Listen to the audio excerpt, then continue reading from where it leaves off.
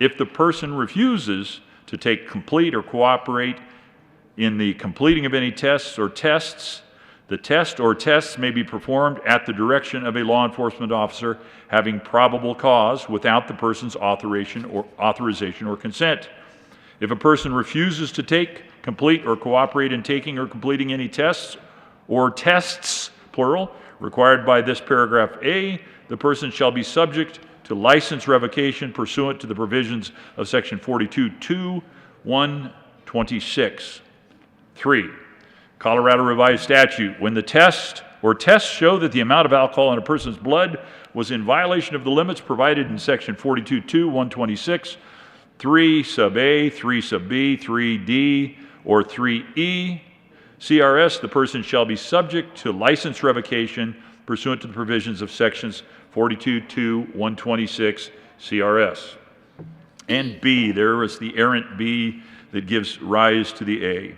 Any person who is required to submit to testing shall cooperate with the person authorized to obtain specimens of his or her blood, breath, saliva, or urine, including the signing of any release or consent forms required by any person, hospital, clinic, or association authorized to obtain such specimens. If such person does not cooperate with the person, hospital, clinic, or association authorized to obtain such specimens, including in the signing and release of consent forms, such non-cooperation shall be considered a refusal to submit to testing.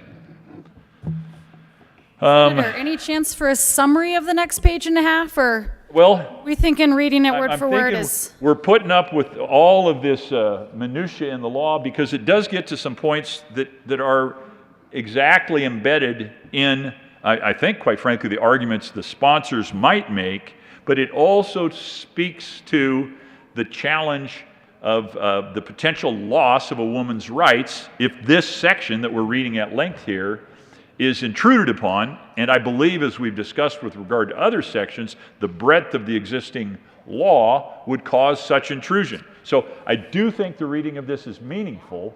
I was just hoping for your talent of summary to be displayed, but if you wanted your talent of reading to be displayed, let's do it. Okay. Paren C, the test shall. I appreciate that. So when I was a much younger man, Federal Express had these commercials on TV, and there was a guy that talked really fast. Now they do it with technology. We've all experienced a little bit about that, where you can read at 2 or 3 times the normal speed. I can't do that.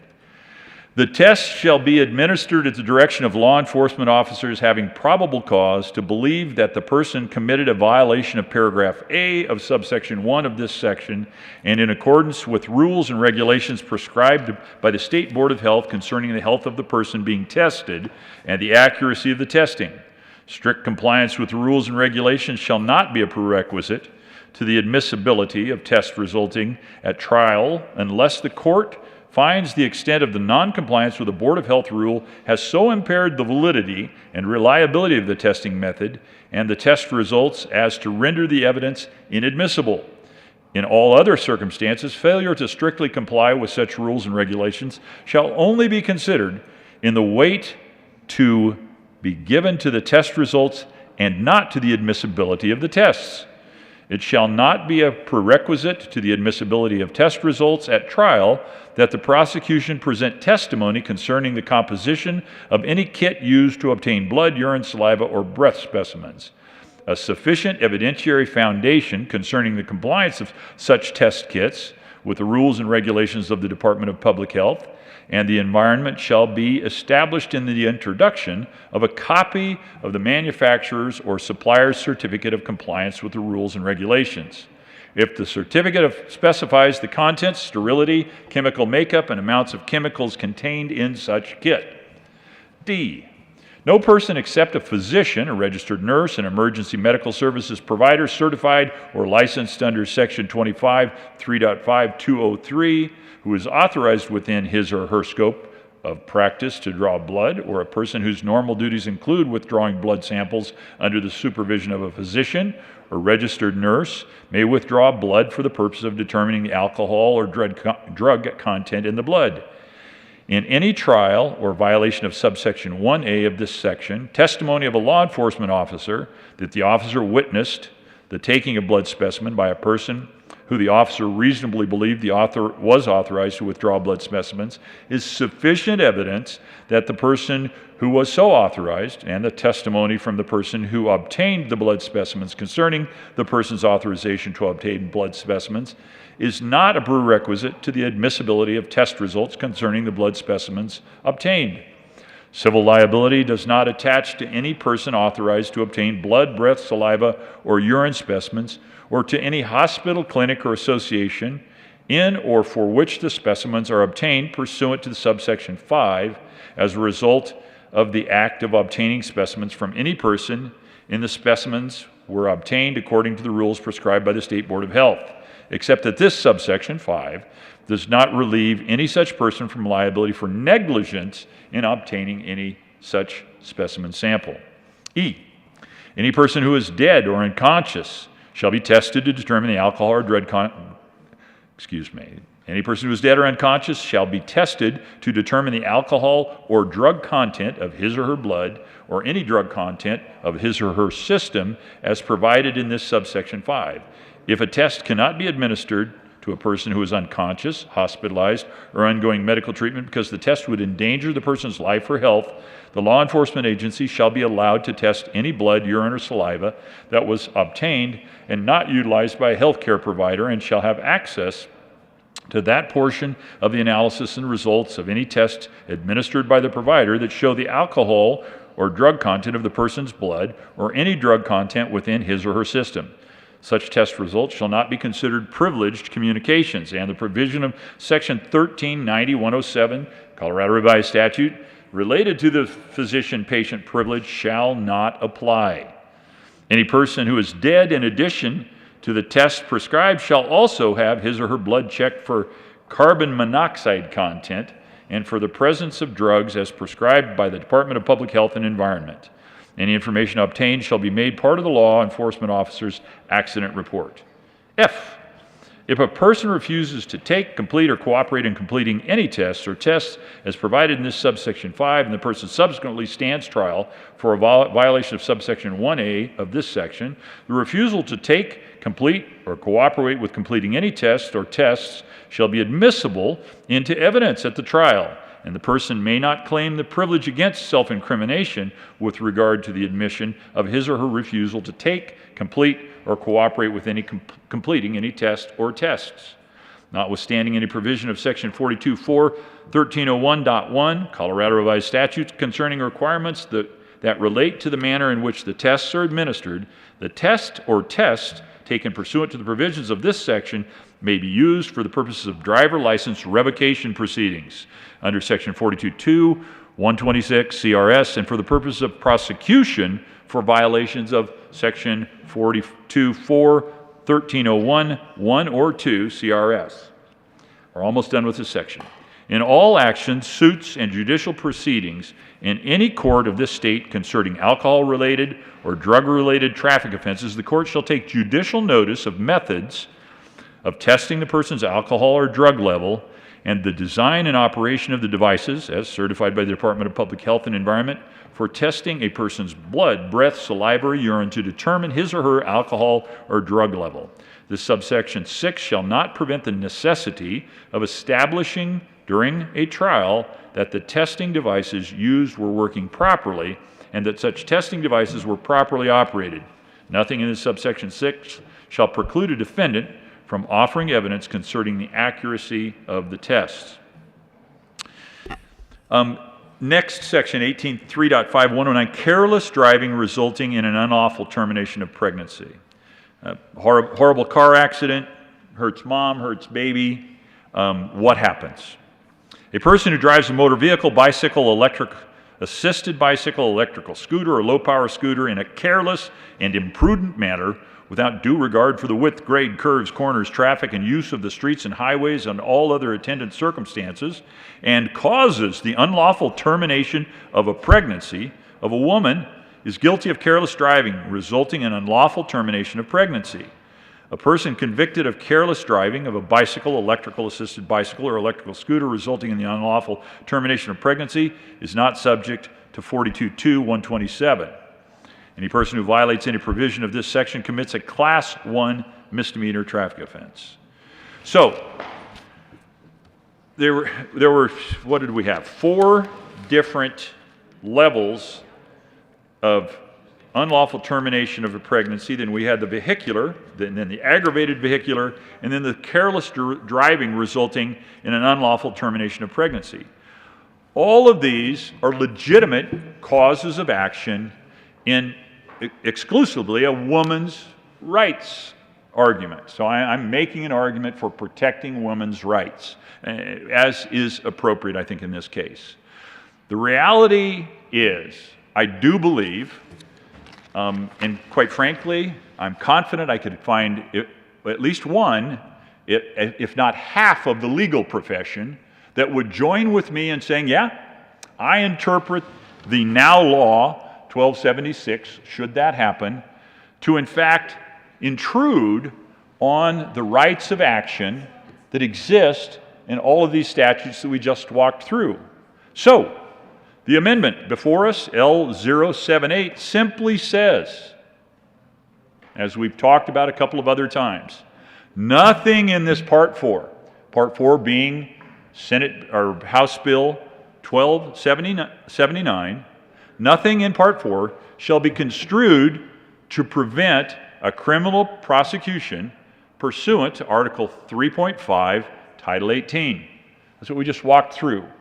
All of those different places, ways, and actions that we have chosen, we, being the General Assemblies that came before us, to provide protections to individuals who are a very specific and precious class in our eyes.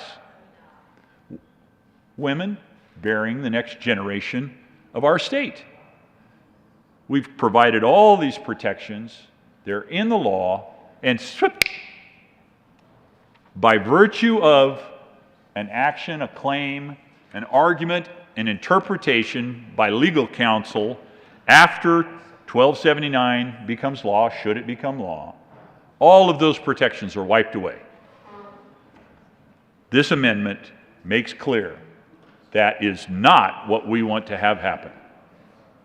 So I urge your support of this amendment in yet an important but derivative right for the protection of women. Senator Gonzalez. You got your pen? I need my pen.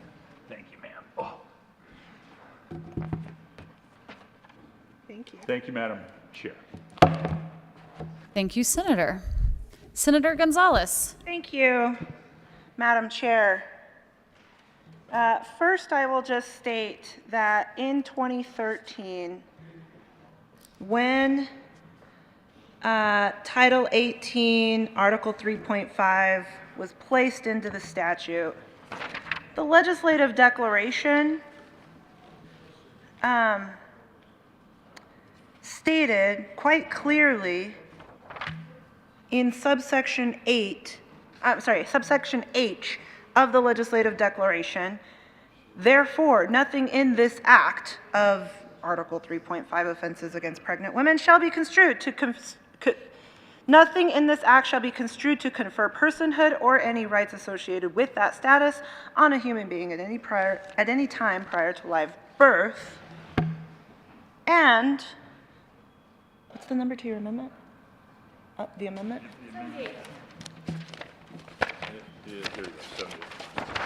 L78, thank you, refers to offenses against pregnant women, which I argue is not under the title of House Bill 22-1279, and I request a title ruling. A title ruling has been requested on Amendment 78. The Senate will stand in a senatorial 5.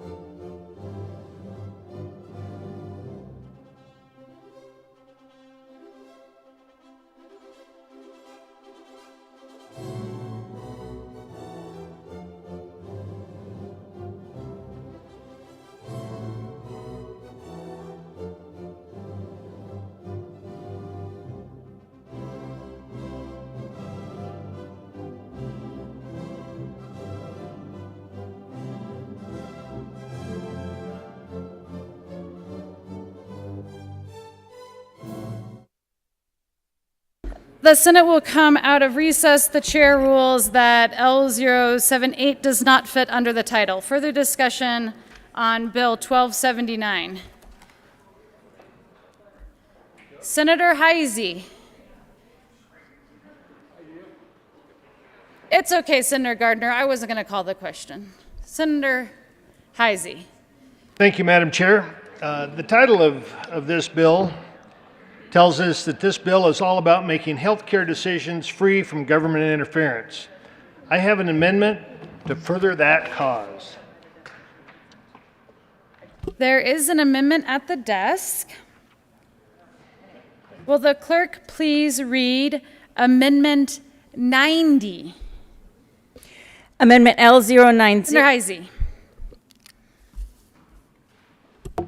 Thank you, Madam Chair. Sorry I misheard that. I move L090. L090 is a very straightforward amendment. Nothing nefarious like changing a yes to a no, or moving or deleting a single comma. Or read the entire section. Which, by the way, I was involved in a lawsuit where the position of the comma determined the outcome of the suit. And that's when I knew I would not be writing my own bills. But true story. L090 simply inserts 23 words that protect the freedom of choice. And after all, that's what this bill is advertised to be all about. Choice. No mandates, just choice. So the bill states, no individual shall be required by a public entity to participate in a reproductive health care service that violates the individual's conscience. Adhering, of course, to the wording of the bill regarding reproductive health care. This simple sentence allows any individual, but one would think and hope only a health care provider would be asked to perform an abortion, but allows any individual to decline to perform an abortion if it violates their conscience.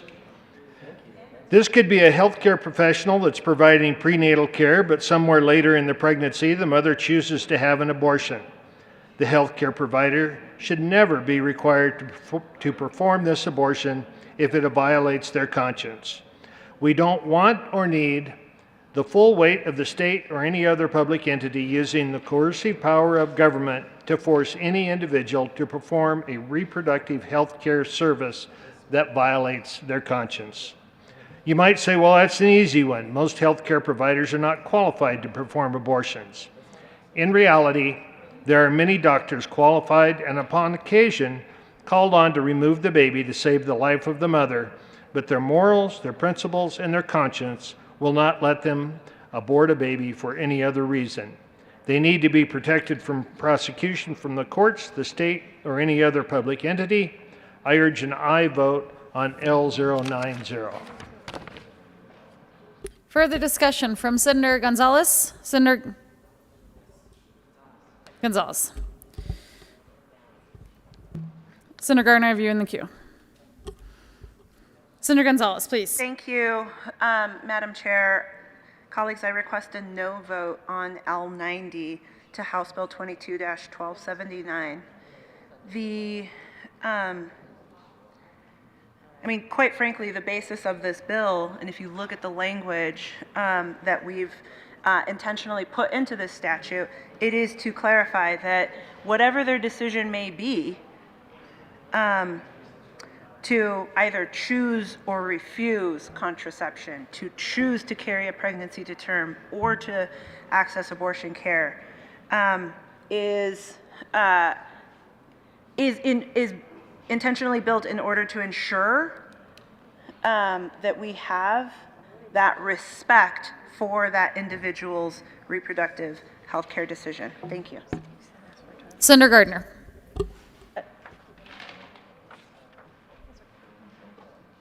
Senator Gardner. Thank you, Madam Chair. You're welcome, sir. I request an aye vote on L090. Now, I think it's important, we keep coming back to Part 4 of Title 25, Article 6, Part 4. We keep coming back to that particular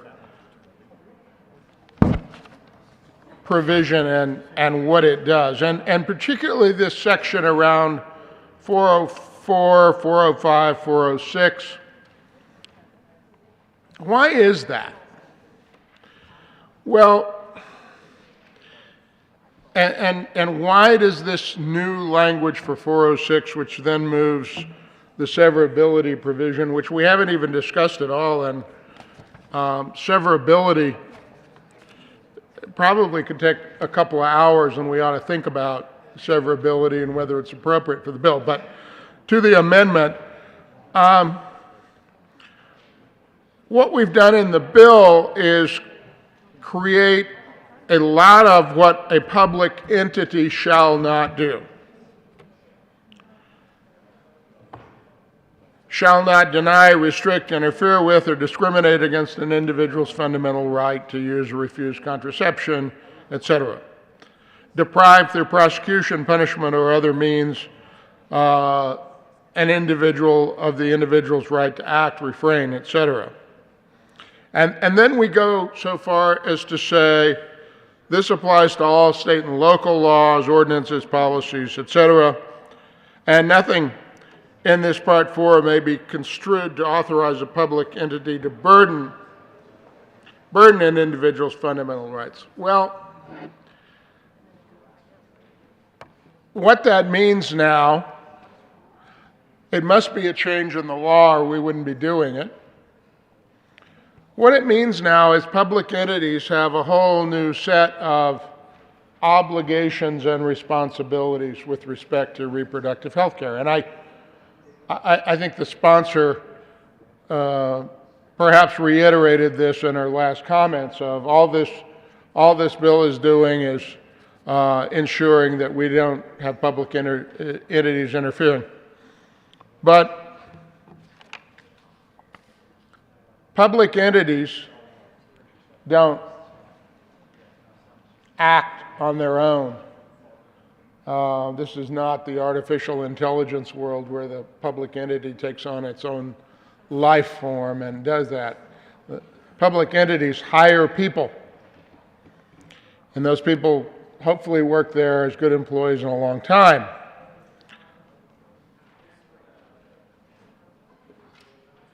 Public entity is a hospital, public clinic.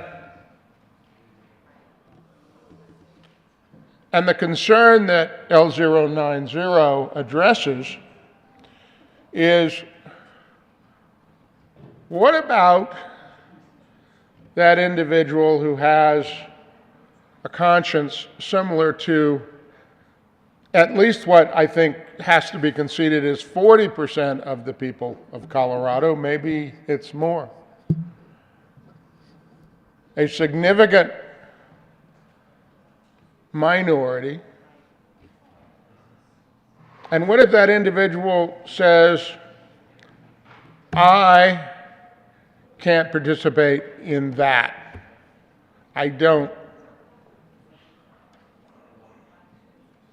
It's a matter of conscience for me. But the public entity says, well, we're required by law to not deny, restrict, interfere with, or discriminate against an individual's fundamental right to engage in these, just to generically call them reproductive health activities. So, and what's more, the General Assembly has legislated that nothing can be construed to authorize a public entity to burden an individual's fundamental rights. And if that public employee, public entity employee says, as a matter of conscience, I can't do that. Do everything else, but not that.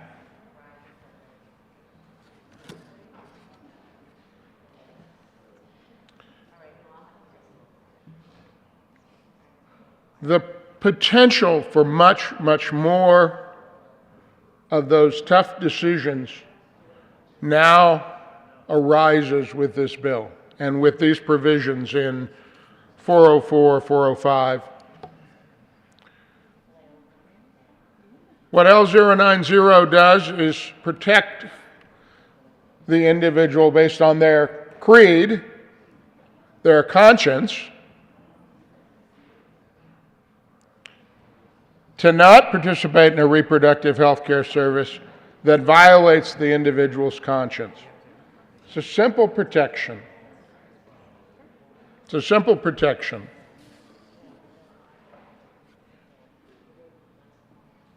Members, while we're busy protecting the rights of one group in the population, and that seems appropriate to the majority, let's not forget others whose choice is burdened by this legislation.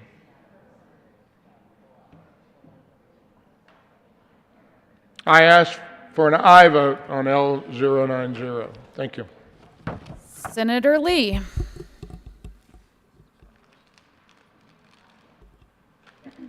Thank you, Madam Chair. I ask for a title ruling on this. Title ruling on L90 has been requested. The Senate will stand in a senatorial 5.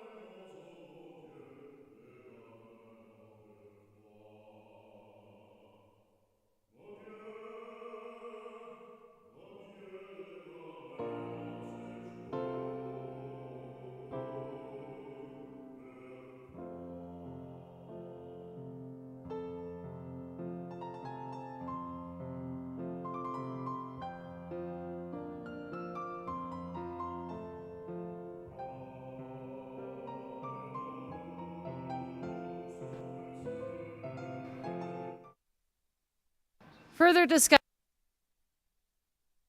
Bill 1279. Senator Rankin? No? One of you better jump up there, otherwise I'm gonna. Senator Rankin. Let's do it. I did not put the ruling on the mic. Thank you, Senator Gonzalez. And the last amendment, which was Amendment 90, was ruled to not fit under the title. Thank you, team. There is an amendment on the desk. Will the clerk please read L73? L73, Senator Rankin, amended and re-engrossed bill, page 5, after line 23, insert 2. Nothing in this part 4 shall be construed as depriving a state or local elected official of their fundamental right to free speech to advocate for pro-life. Renumber succeeding subsection accordingly. Senator Rankin, and we're going to switch chairs just to not catch you off guard, Senator Rankin. Madam Chair, Mr. Chair, whatever, bro. So,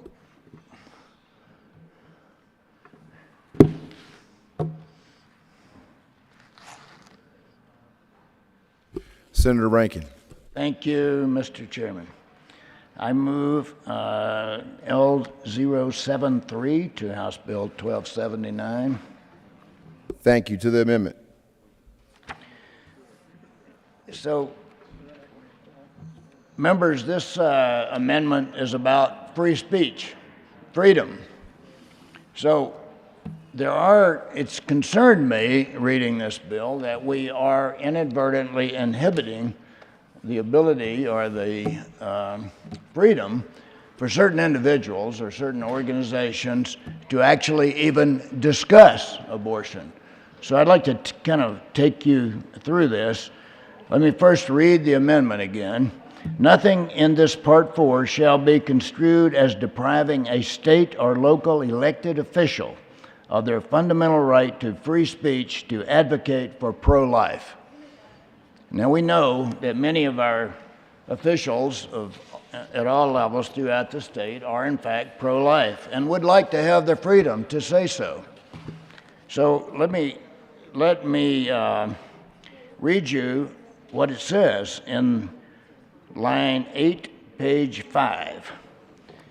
A public entity, and we're going to talk about what a public entity is, shall not deny, restrict, interfere, or, get this word, discriminate.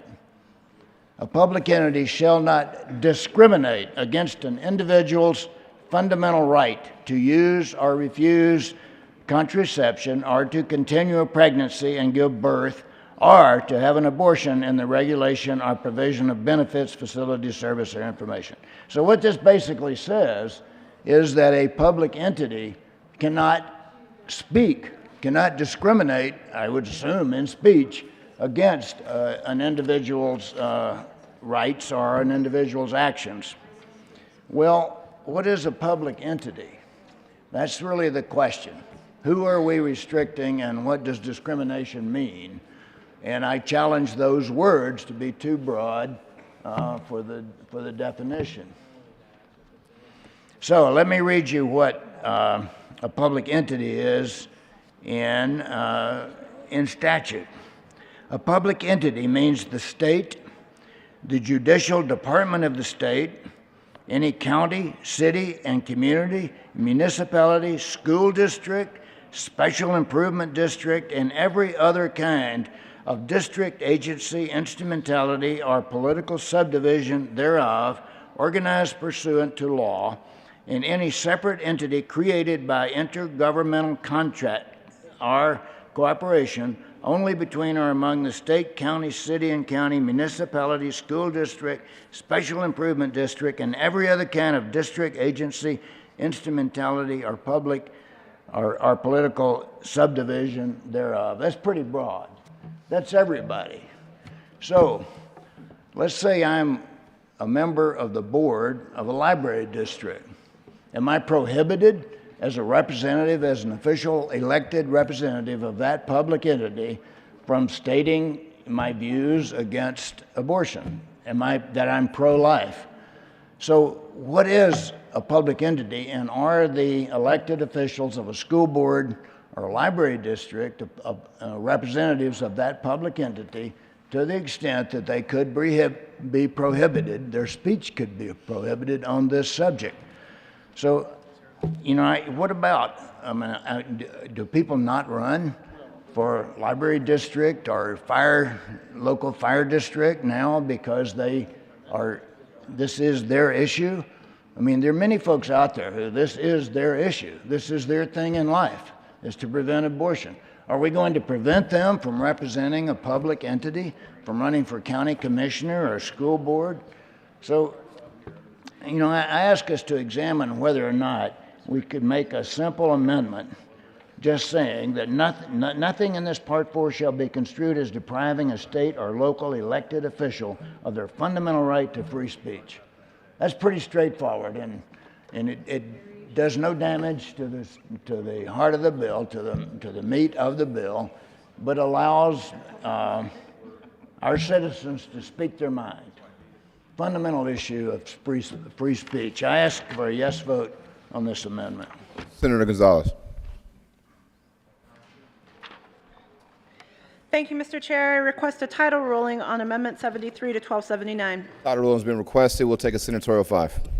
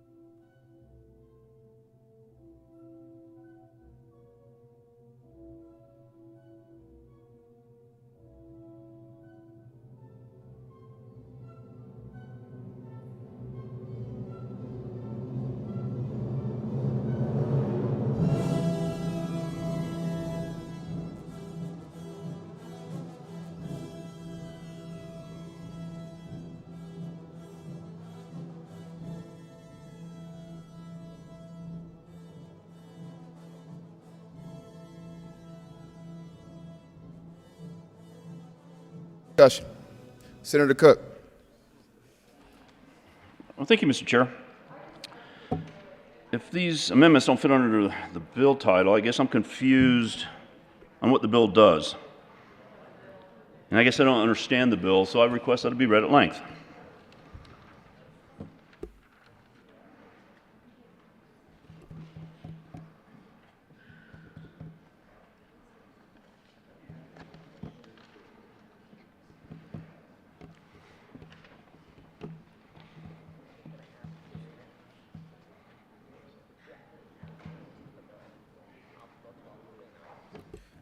There's been a request to read House Bill 1279 at length. Will the clerk please read the bill? House Bill 1279, Representatives Froelich and Escar, Senator Gonzalez, concerning the codification of a person's fundamental right to make reproductive health care decisions free from government interference, being enacted by the General Assembly of the State of Colorado, Section 1, Legislative Declaration 1. The General Assembly finds that access to abortion and reproductive health care is currently under attack across the nation. Impending federal court cases, including Dobbs v. Jackson Women's Health Organization, the United States Supreme Court docket number 19-1392, jeopardizes access to legal abortion care for tens of millions of people, particularly those living in most southern and midwestern states.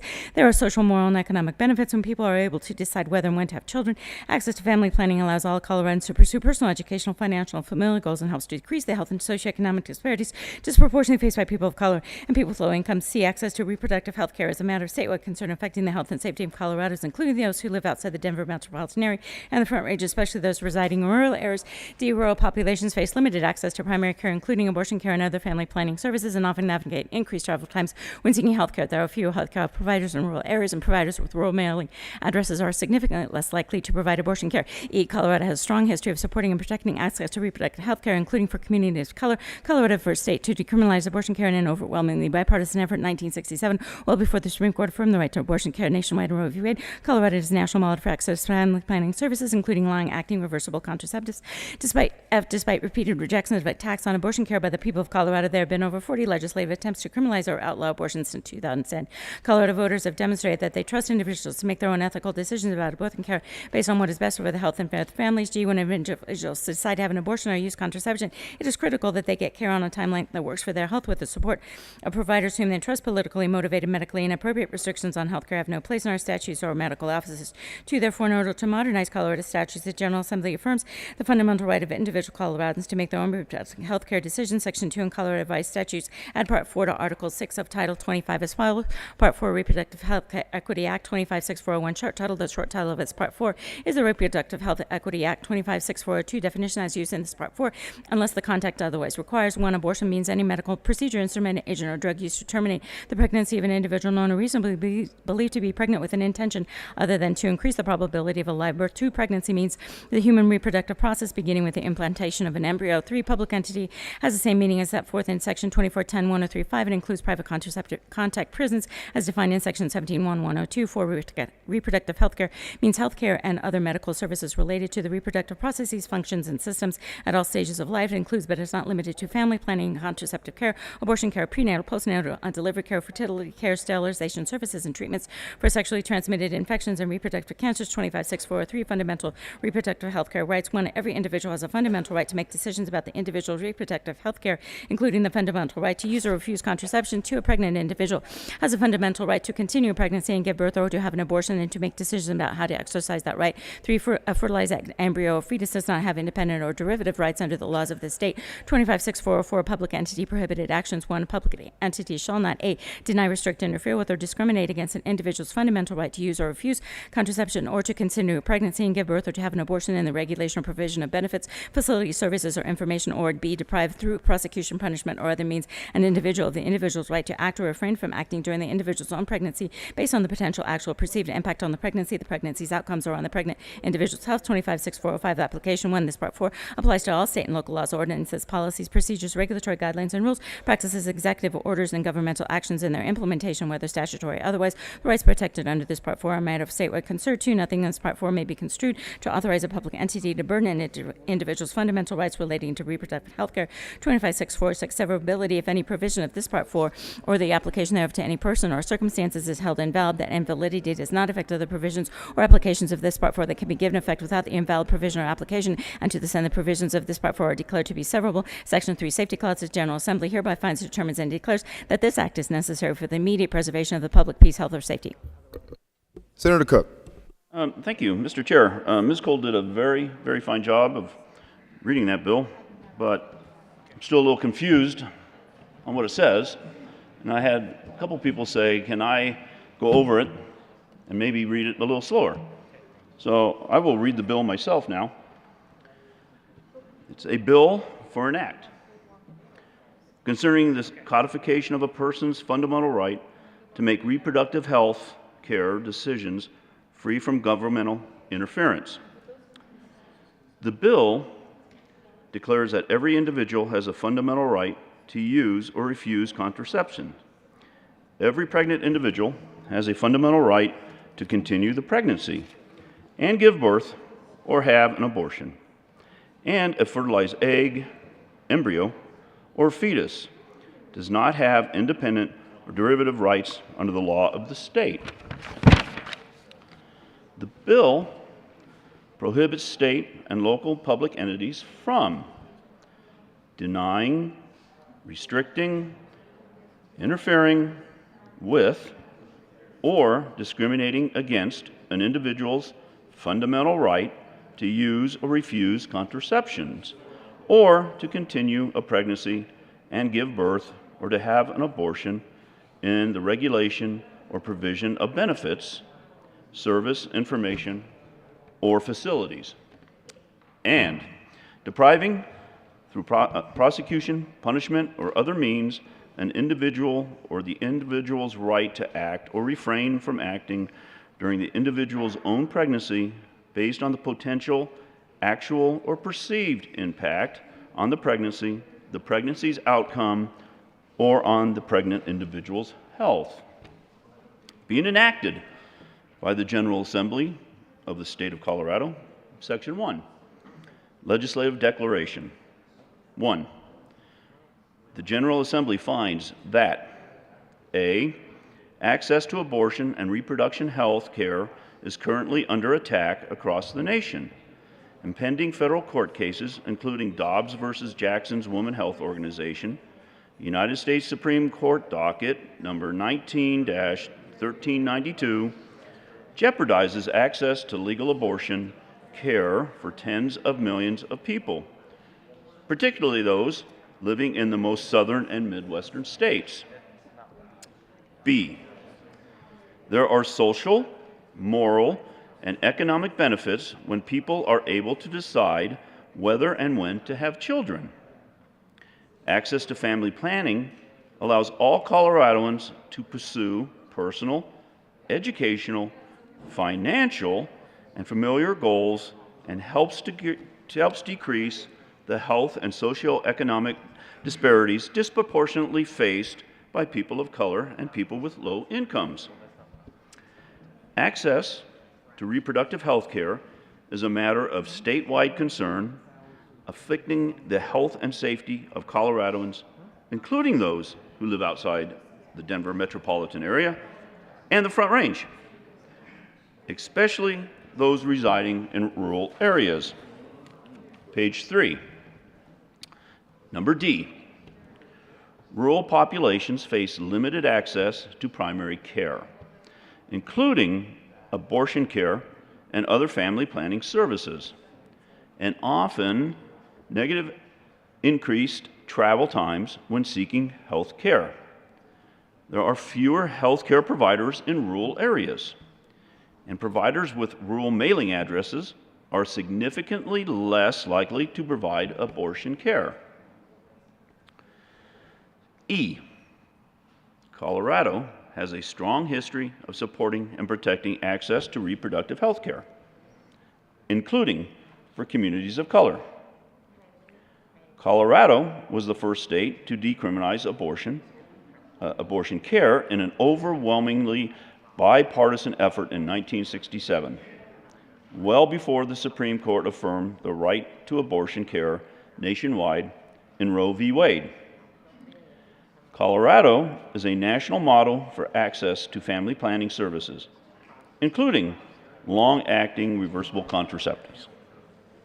F, despite repeated rejections of attacks on abortion care by the people of Colorado, there have been over 40 legislative attempts to criminalize or outlaw abortion since 2010. Colorado voters have demonstrated that they trust individuals to make their own ethical decisions about abortion care based on what is best for their health and their families. G, when individuals decide to have an abortion or use contraception, it is critical that they get care on a timeline that works for their health, with the support of providers whom they trust. Politically motivated, medically inappropriate restrictions on health care have no place in our statutes or our medical offices. 2, therefore, in order to modernize Colorado statutes, the General Assembly affirms the fundamental right of individual Coloradoans to make their own reproductive health care decisions. Section 2. In Colorado Revised Statutes, add Part 4 to Article 6 of Title 25 as follows. Part 4, Reproductive Health Equity Act, 25-6-401. Short title. The short title of this Part 4 is the Reproductive Health Equity Act. 25-6-402. Definitions. As used in this Part 4, unless the context otherwise requires, 1. Abortion means any medical procedure, instrument, agent, or drug used to terminate the pregnancy of an individual known or reasonably believed to be pregnant with an intention other than to increase the probability of live birth. Number 2, pregnancy means the human reproductive process, beginning with the implementation of an embryo. Number 3, public entity has the same meaning as set forth in Section 2410-103, subsection 5, and includes private contract prisons as defined in Section 17-1-102. 4, reproductive health care means health care and other medical services related to the reproductive processes, functions, and systems at all stages of life. It includes, but is not limited to, family planning and contraceptive care, abortion care, prenatal, postnatal, and delivery care, fertility care, sterilization services, and treatments for sexually transmitted infections and reproductive cancers. 25-6-403, fundamental reproductive health care rights. 1, every individual has a fundamental right to make a decision about the individual's reproductive health care, including the fundamental right to use or refuse contraception. 2, a pregnant individual has a fundamental right to continue a pregnancy and give birth, or to have an abortion and to make decisions about how to exercise that right. 3, a fertilized egg, embryo, or fetus does not have independent or derivative rights under the law of the state. 25-6-404, public entity, prohibited actions. 1, the public entity shall not, A, deny, restrict, interfere with, or discriminate against an individual's fundamental right to use or refuse contraceptions, or to continue a pregnancy and give birth, or to have an abortion in the regulations or provisions of benefits, facilities, services, or information. Or B, deprive through prosecution, punishment, or other means an individual of the individual's right to act or refrain from acting during the individual's own pregnancy based on the potential, actual, or perceived impact on the pregnancy, the pregnancy's outcome, or on the pregnant individual's health. 25-6-405 application. This Part 4 applies to all state and local laws, ordinances, policies, procedures, regulatory guidelines and rules, practices, executive orders, and governmental actions and their implementation, whether statutory or otherwise. The rights protected under this Part 4 are a matter of statewide concern. 2, nothing in this Part 4 may be construed to authorize a public entity to burden an individual's fundamental rights relating to reproductive health care. 25-6-406, serviceability. If any provision of this Part 4 or the application thereof to any person or circumstance is held invalid, that invalidity does not affect other provisions or applications of this Part 4 that be given effect without the invalid provisions or application. And to this end, the provisions of the Part 4 are declared to be serviceable. Section 3, Safety Clause. The General Assembly hereby finds, determines, and declares that this act is necessary for the immediate preservation of the public peace, health, and safety. Now that I've read it, I understand it. I understand it a lot more. And I fully believe and understand that those amendments fit under the title. And I really appreciate everybody listening to what the bill had to say. And I appreciate Ms. Cole reading it. And I appreciate the fact that everybody listened. And now that everybody knows and understands what this bill actually does. Thank you, Mr. Chair. Senator Smallwood. There will soon be an amendment. We'll take a senatorial 5.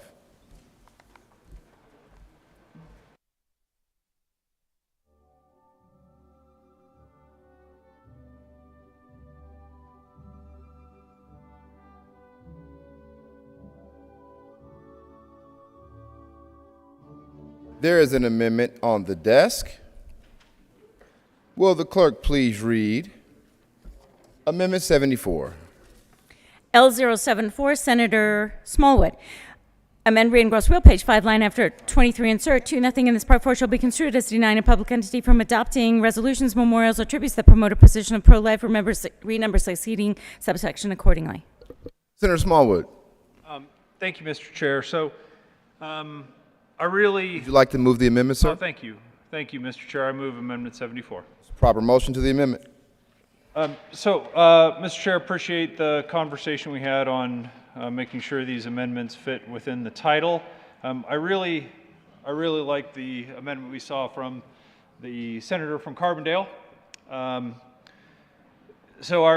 The concern that I think, not to put words in the gentleman's mouth, but I believe the concern that we both have is the strong probability that because the way the bill is written in this sort of loose and ambiguous manner, that we could unintentionally, I'm sure, be infringing on the rights, the free speech rights of so many people that would potentially fall under that category of public entity. So when I look at Title 24-12-103, Roman numeral 7, number 5, public entity means, for example, the state. So my paycheck comes from the state. I believe that the work that we do here puts us under the definition of public entity.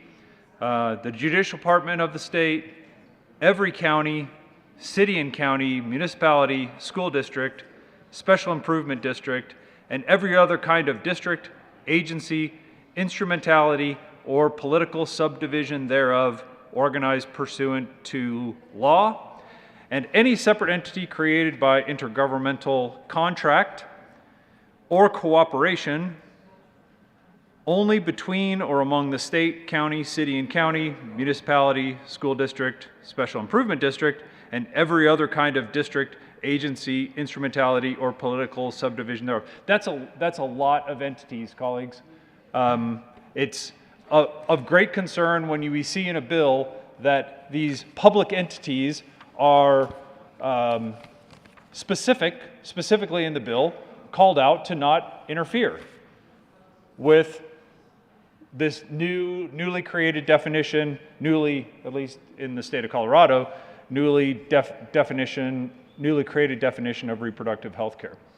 So we need to make sure that public entities are not denying, restricting, interfering with, and I'm on page 5 of the bill, lines 6 through 12 again, deny, restrict, interfere with, or discriminate against an individual's fundamental right to use or refuse contraception, or to continue a pregnancy and give birth, or to have an abortion in the regulation or provision of benefits, facilities, services, information. So, if I understood the last title ruling correctly, the concern of the body, or perhaps of the chair, is that we were dealing with individuals versus a public entity.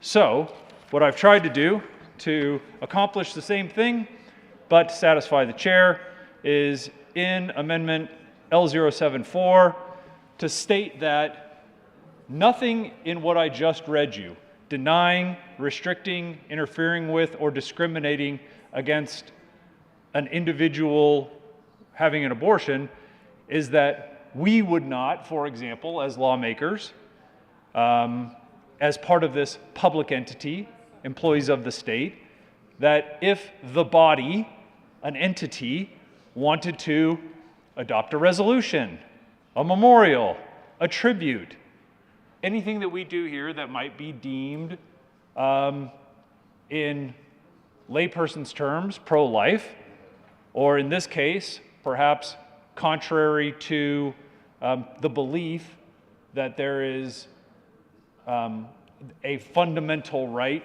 to have an abortion, that is what this amendment would do.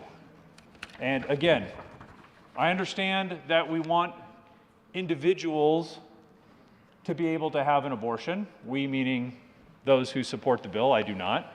But I think we need to be very careful when creating broad terminology like interfere with, without defining it, to make sure that we're not infringing on the free speech of our citizens, as it's been made abundantly clear, not all of whom agree with the premise of this bill in the first place, and should be able to exercise their First Amendment rights as Americans, regardless of what we want to do here in the state of Colorado. So with that, respectfully, Mr. Chair, I'd ask for an aye vote on Amendment 74. Seeing no further discussion, the motion is the adoption of Senator Gonzalez. Thank you, Mr. Chair. I request a no vote. Senator Rankin. Thank you, Mr. Chairman. I do believe that this amendment overcomes the title ruling on the last one, at least the rationale, which was that the bill was addressing public entities and not individuals. I still go back to that long list of public entities, and I know we've all seen resolutions from various organizations on various subjects, and for the very purpose of trying to influence us, our votes. And, this literally says that a public entity is not allowed to pass a resolution to try to influence our vote in opposition to the structure of this bill. So, I would urge a yes vote on this. I think we clearly don't want to create a set of rights for one group of people and probably unintentionally limit the rights of another group of people. We're talking about free speech here, which is the fundamental issue. I mean, we're here tonight because of free speech. We're here because we can express our beliefs, strong, moderate, whatever they might be. We do not want to put a restriction on the many, many organizations that are covered under our statute for public entities. And, there could be nothing more clear that this protects the rights, the free speech rights of all of those folks out there who would like to have their say. I think it's just really dangerous for it to enter into a territory where we have language like this in a bill that says we're now not allowed to discriminate against a new bill that we're authorizing here. So I urge your yes vote on this. Does no harm to the structure and the purpose of this bill, but it does protect the rights of a lot of people. Seeing no further discussion, Senator Lundin. Thank you, Mr. Chair. I rise in support of Amendment L074. I think that this is a really important opportunity for us to recenter and come back to where we were discussing earlier. We began this conversation much earlier today talking about life, the big philosophical issues of life and death, and the conversation around protecting an individual, a pregnant woman's rights, and from my perspective, seeking to protect the rights of an innocent child as well. The reality is that's the conversation. That's the tug and pull that I believe we will continue to have on this issue. And this bill, in its preemptive strike nature, with its broad sweeping approach to changing and broadening the laws that already exist, potentially begins to intrude onto a perspective that is different. And I think it's really important that we call out that this bill doesn't shut off the ability for us to have a civil conversation about such a critically important matter. And so I think this speaks to the fact that we all know it's likely this will be an ongoing dialogue and conversation in our society into the future, and that we all as Americans seek the right to speak our voice, specifically that we speak the right or have the right as individuals to speak our voice into the face of government. And this particular bill is very much in the vein of that. It says government shall not intrude.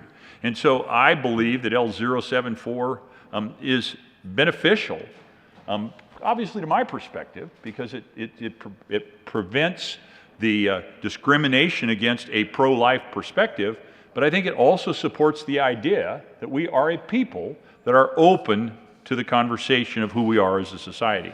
And so I urge my colleagues' support of Amendment L074. Thank you. No further discussion. The motion is the adoption of L074. All those in favor say aye. Aye. Those opposed say no. The noes have it. The amendment is lost. Is there any further discussion on this bill? Senator Gardner. Thank you, Mr. Chair. Members, I have been guilty from time to time in my 14 sessions of not spending enough time on legislative declarations.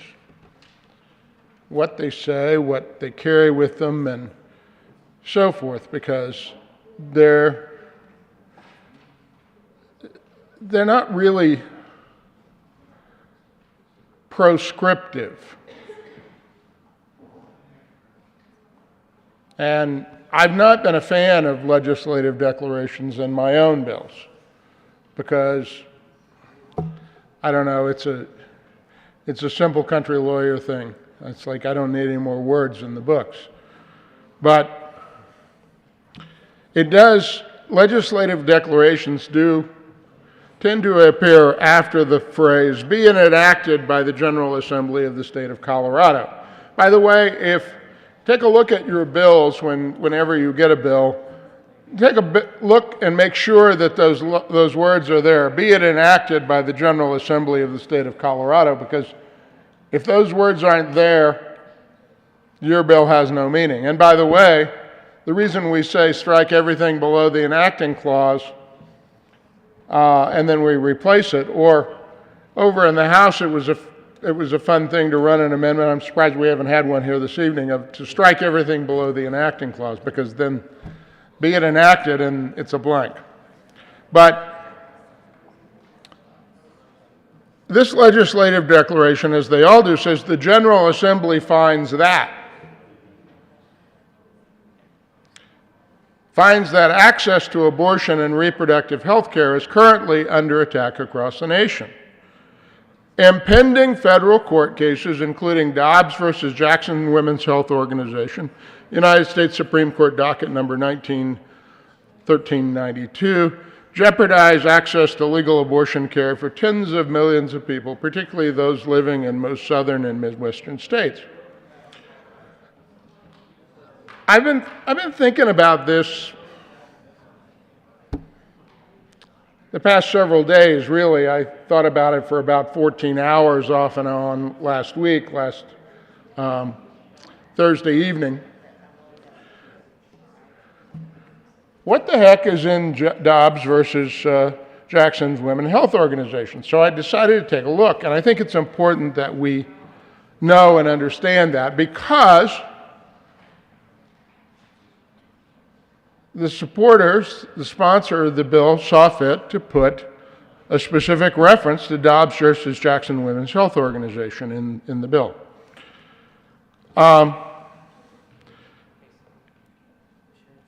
So Dobbs versus Jackson Women's Health came to the United States Supreme Court on a petition for writ of certiorari. That means it wasn't a mandatory appeal to the court. Most aren't. It was a request to the court to hear the bill. And the parties, by the way, the parties are Thomas E. Dobbs, MD, MPH. Why does poor Dr. Dobbs get himself in there? Well, in his official capacity as State Health Officer of the Mississippi Department of Health, et al., he's a petitioner. He's asking the United States Supreme Court to hear his case. And who was the other party? Jackson Women's Health Organization, on behalf of itself and its patients, et al., means and others, as the respondent. And if you study the front page of the petition for cert in the Dobbs versus Jackson Women's Health case, you begin to get a clue, because the representatives there are Len Fitch, who's the Attorney General of Mississippi, along with the Deputy Attorney General and counsel and so forth. So what do they ask the court to do, and why is what they're asking the court to do causing so much concern, particularly for those living in most southern and midwestern states? And the questions presented in the petition for writ of cert, now as it turns out, I've looked down the road, I read a few pages back, a few chapters back, only one of these questions is taken by the Supreme Court. The questions presented were whether all pre-viability prohibitions on elective abortions are unconstitutional. Mississippi also asked the court to consider whether the validity of a pre-viability law that protects women's health, the dignity of unborn children, and the integrity of the medical profession and society should be analyzed under Casey's undue burden standard, or Hellerstedt's balancing of benefits and burdens. That's something that only a first-year constitutional law student could love. And 3, whether abortion providers have third-party standing to invalidate a law that protects women's health from the dangers of late-term abortions. As I told you, I picked a few chapters ahead, and it turns out that only the first of those was actually taken as the issue before the Supreme Court. Now, how did the case even happen? Well, if you read the petition for cert, you can fly by the parties for proceeding and all the table of contents and all the table of authorities, all the things that keep simple country lawyers, when they have to file a brief, up at night, but they're better with Microsoft Word to put all those things together.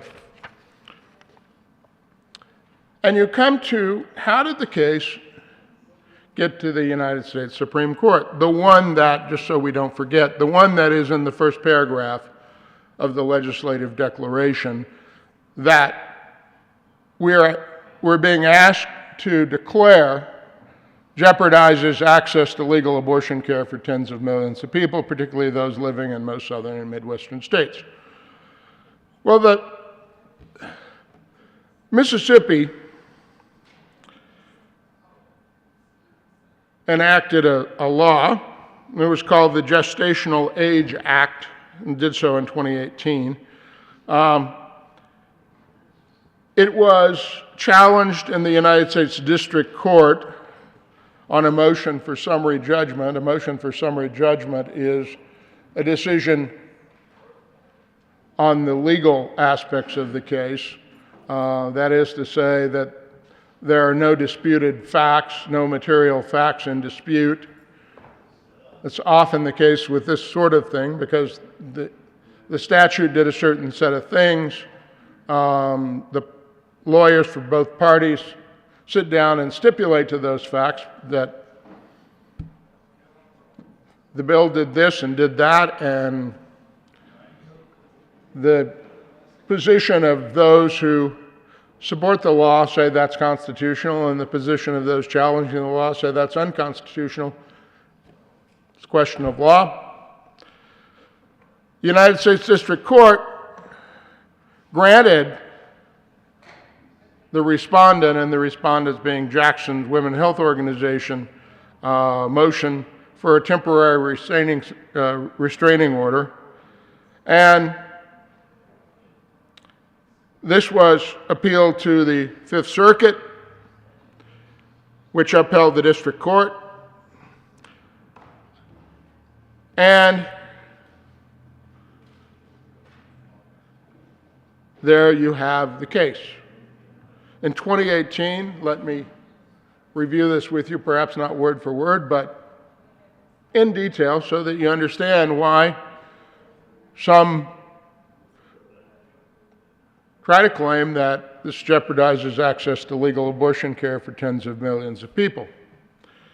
In 2018, Mississippi enacted the Gestational Age Act. The law, according to the Attorney General of Mississippi and Mississippi's petitions, the law protects the health of mothers, the dignity of unborn children, and the integrity of the medical profession and society by allowing abortions after 15 weeks gestational age only in medical emergencies or for severe fetal abnormality. Mississippi says these interests are well supported by medical science. They say, trust the science. What is the science? Mississippi says any surgical abortion taking place after 15 weeks gestation carries inherent medical threats to the mother.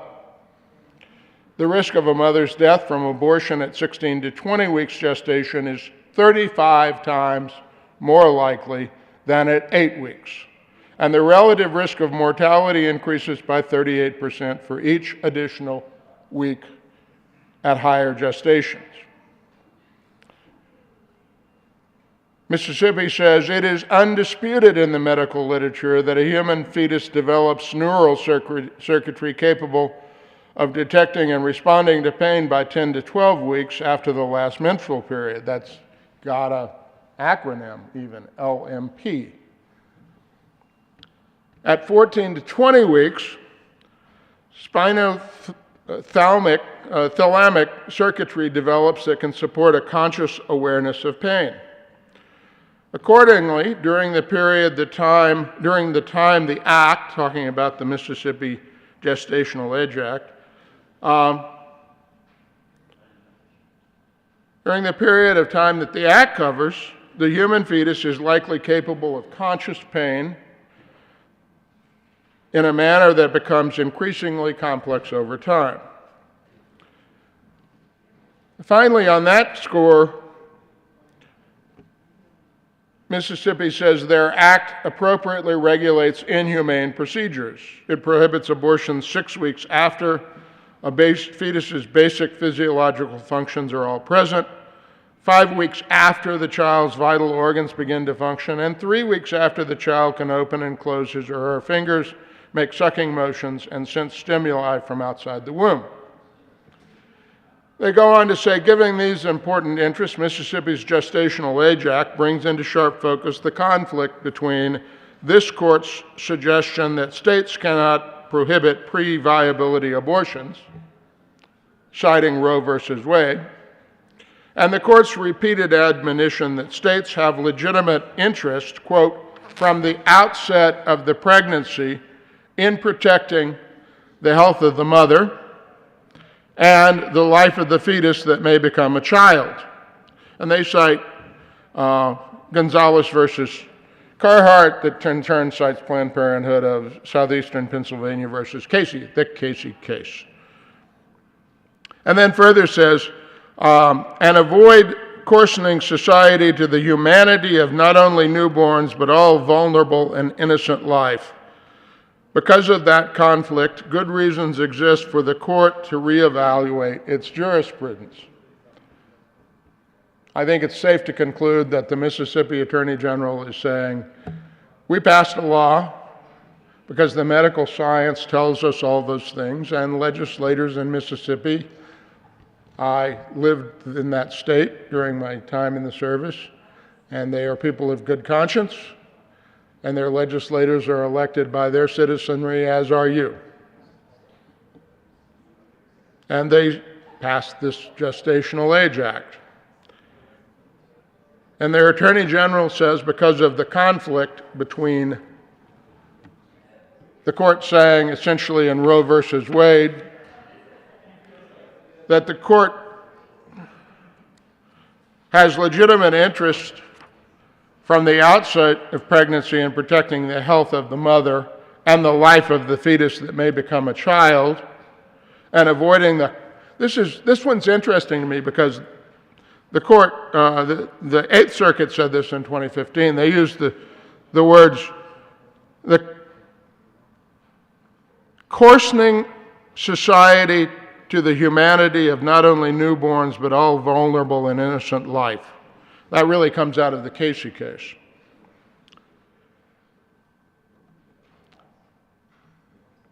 Mississippi says, first, the court's viability standard is proven unsatisfactory.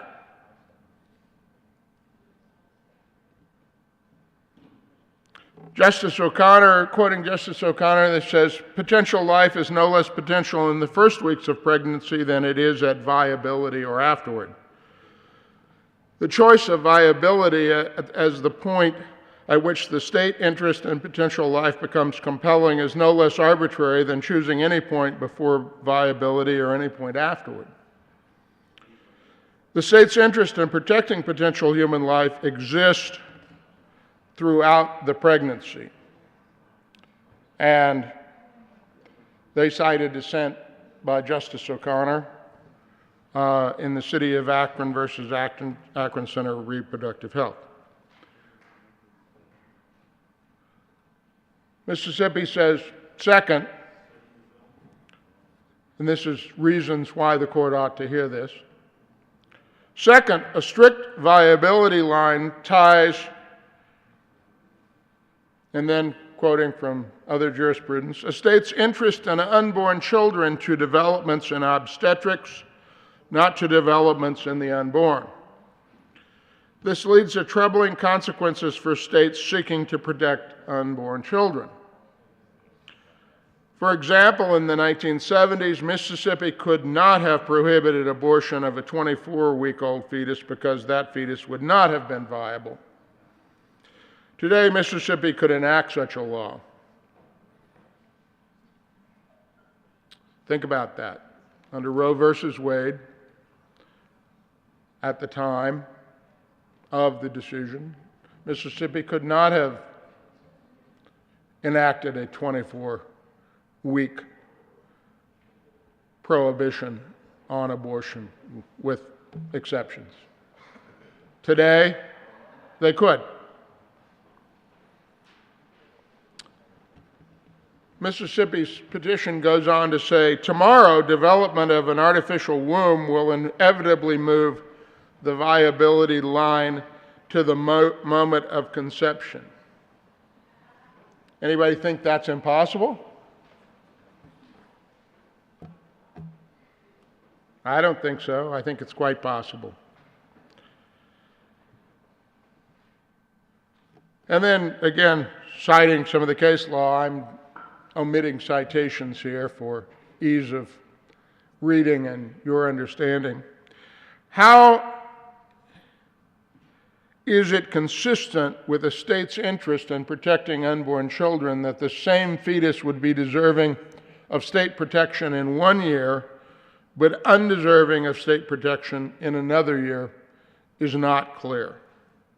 And then third, the reason the United States Supreme Court should hear this case, that by this legislative declaration, is jeopardizing access to legal abortion. Third, imposing an inflexible viability standard eviscerates the state's ability to account for advances in medical and scientific technology that have greatly expanded our knowledge of prenatal life.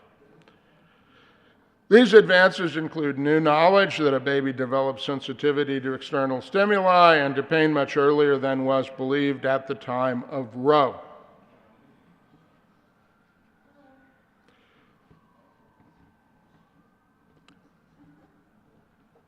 The Attorney General of Mississippi says Mississippi attempted to introduce these advances below, meaning in the lower courts. But the district court disregarded them as irrelevant considering the viability standard. Yet, if courts were to delve into the facts underlying Roe with present-day knowledge, they might conclude that the woman's choice is far more risky and less beneficial, and the child's sentence far more advanced than the Roe court knew. The child's sentience, far more advanced than the Roe court knew. In light of all of the foregoing, Mississippi asserts, this court was right when it acknowledged, and it's referring to the United States Supreme Court, this court was right when it acknowledged 3 decades ago that it could not see why the state's interest in protecting human life should come into existence only at the point of viability, and that there should therefore be a rigid line allowing state regulation after viability, but prohibiting it before viability. And that cites another important case, Webster versus Reproductive Health Services. Why is this case here? Why did Mississippi cases of 20-week-old babies being born, and while spending a long amount of time in the NICU,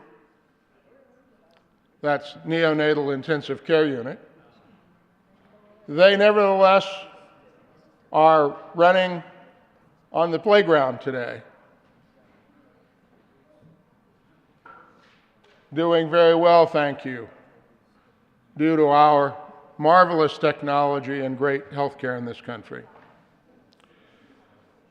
Mississippi says that the Dobbs case also presents an opportunity to reconcile the Casey case and Whole Women's Health versus Hellerstedt. You remember that?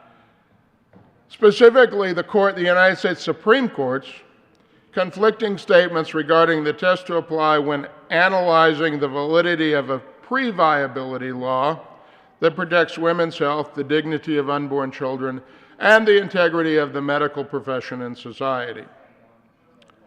Now, here we get to some of the nub of what the concern, I think for some, not myself, but the concern for some about what might happen and why there are people concerned about it on this side of the aisle. In the Casey case, the court said a law must yield when it imposes an undue burden, that is, a substantial obstacle in the path of a woman seeking an abortion before the fetus attains viability. So that was the standard in the Supreme Court's Casey case. But in Hellerstedt, without overruling Casey, without saying, no, we got it wrong in Casey, the court did not consider whether the burden of increasing driving distances, this was about regulation of clinics, whether the burden of increasing driving distances was a substantial obstacle, but instead weighed that burden against the law's benefits. And the court required the state to prove those benefits. The Hellerstedt analysis then was akin to strict scrutiny, which is an important standard in constitutional law and something, again, that only first-year constitutional law students could love or lose sleep over.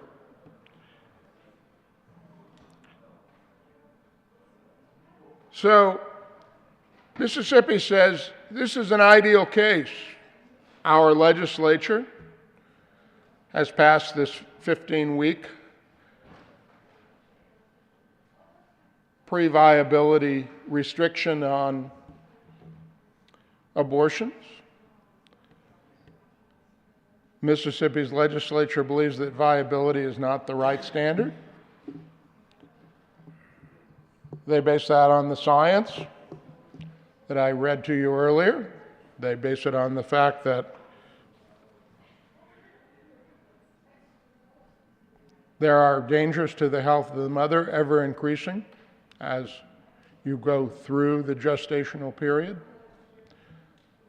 And in the face of that, and in the face of viability becoming earlier and earlier, it's not the right standard, they say. By the way, this is really important. The Mississippi Attorney General in their petition for writ of certiorari says, to be clear, the questions presented in the petition do not require the court to overturn Roe or Casey.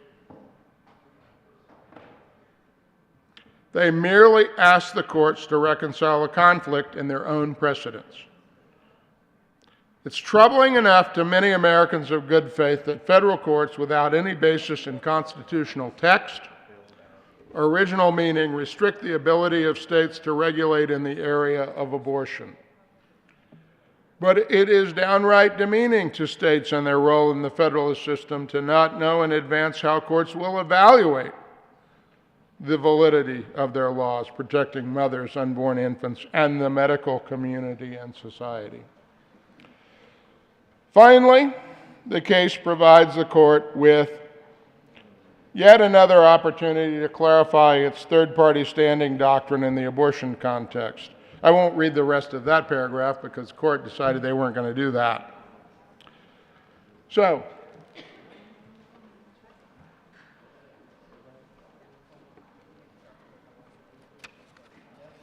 I will, at the request of my friend and colleague and the sponsor of the bill, yield for a moment because I have another 35 or so pages to go on the petition for writ of certiorari.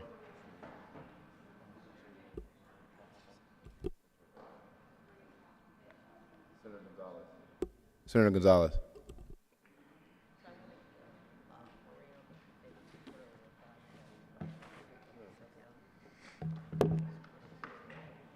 Thank you, Mr. Chair.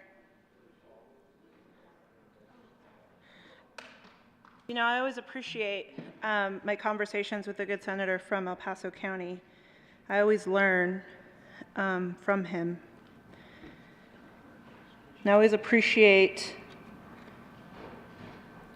when we're in dialogue. I don't think that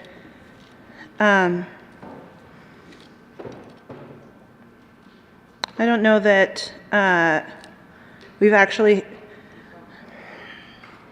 let me say this. I think earlier this morning, we were really listening to one another. I think that we were really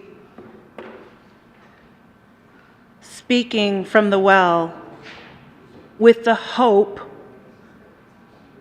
that the other side would hear us. And I gotta just name that the tenor of our debate, I think we could do better. I think we owe it to ourselves and to our constituents to do better.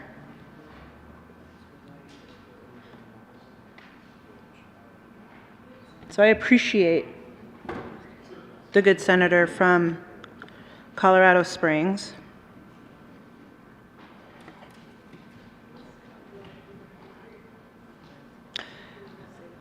And this, if we wanted to just go and read things, we can do that. I've got the editorial from this morning's Denver Post titled, "Make Roe v. Wade Irrelevant. Colorado Lawmakers Must Codify the Right to Abortion." I could read this at length. I won't, because I think that we're all better than that. If we want to have a conversation about our personal beliefs, about the decisions and the commentaries we've heard from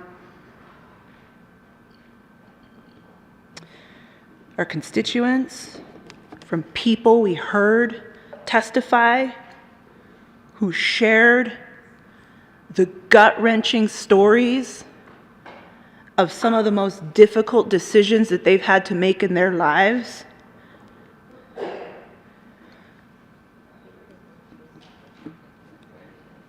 If we want to have a conversation from Coloradans who remember the times prior to 1967,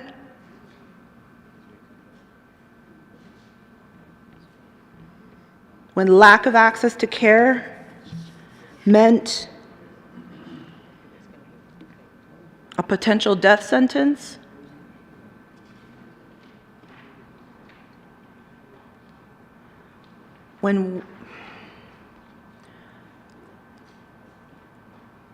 let's have that discussion. But it's almost 10 o'clock. Let's treat this debate with the respect that it deserves.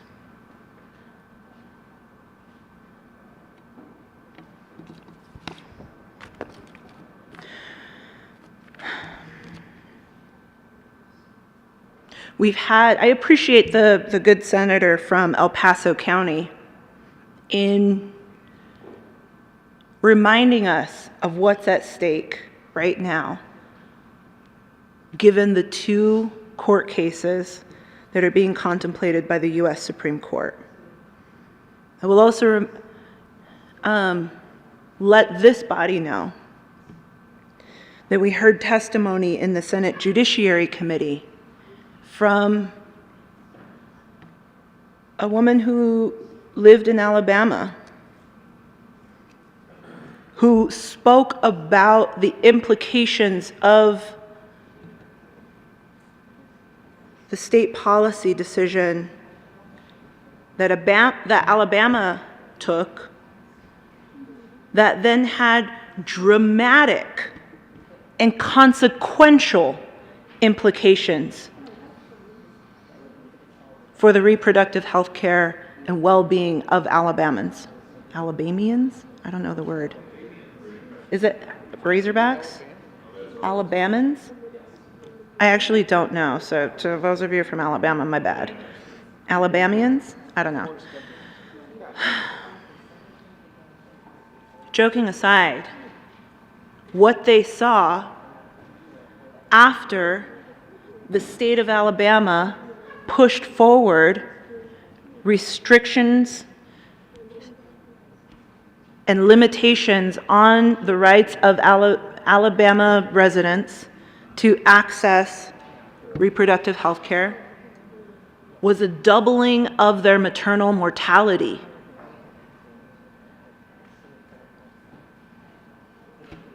I've heard debate earlier over the course of today, and it said there hasn't been enough discussion paid to contraception.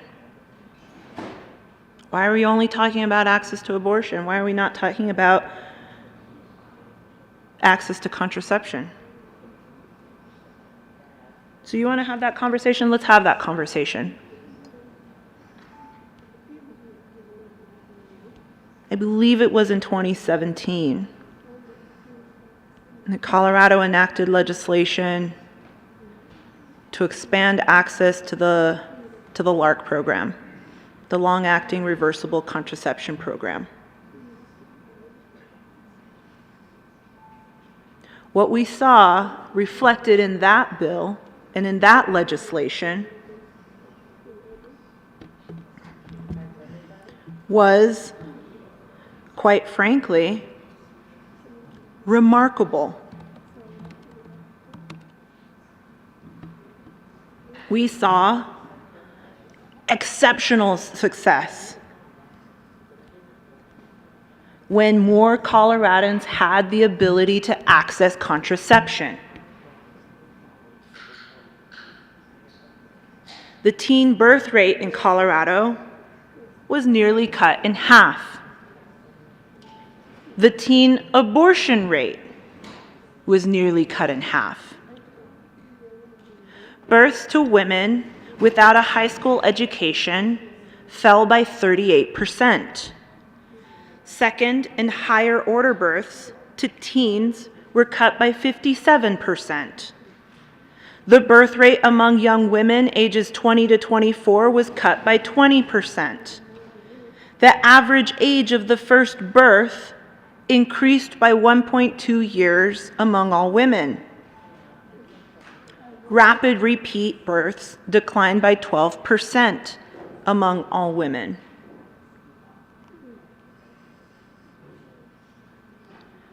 Because we made long-acting reversible contraception more available to Coloradans, we avoided nearly $70 million in public assistance costs and empowered thousands of young women to make their own choices on whether or when to start a family.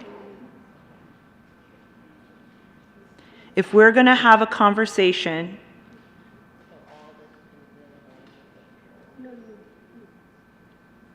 about this bill, let's treat this debate with the respect it deserves. Let's treat each other with the dignity that this bill demands. Thank you, Mr. Chair. Senator Lundin.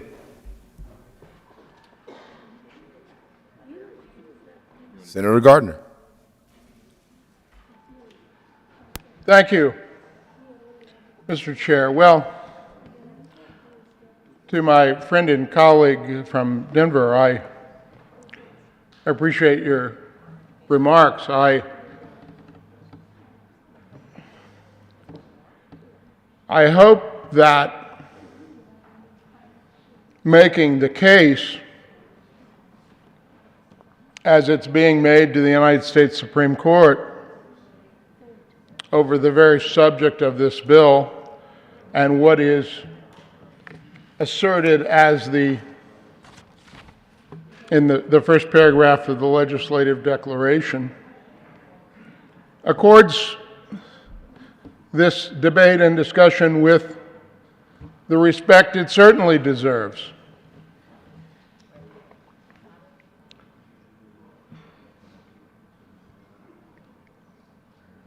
This bill is about ensuring access to abortion through the entire period of gestation.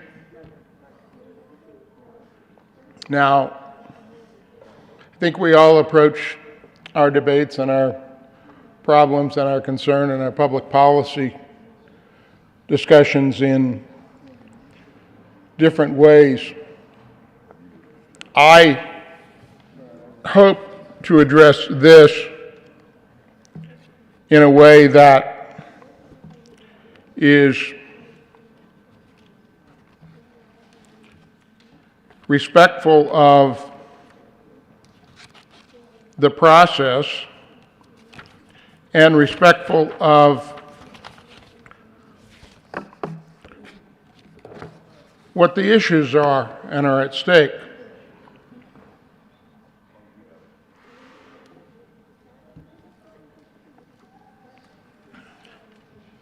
You know, we're often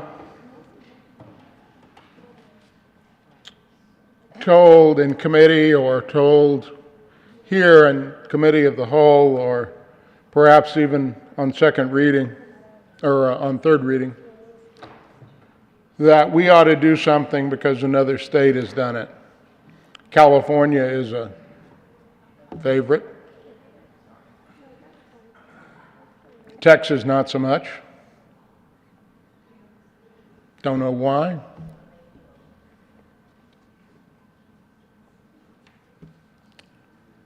Another General Assembly, another legislature elected by their constituents.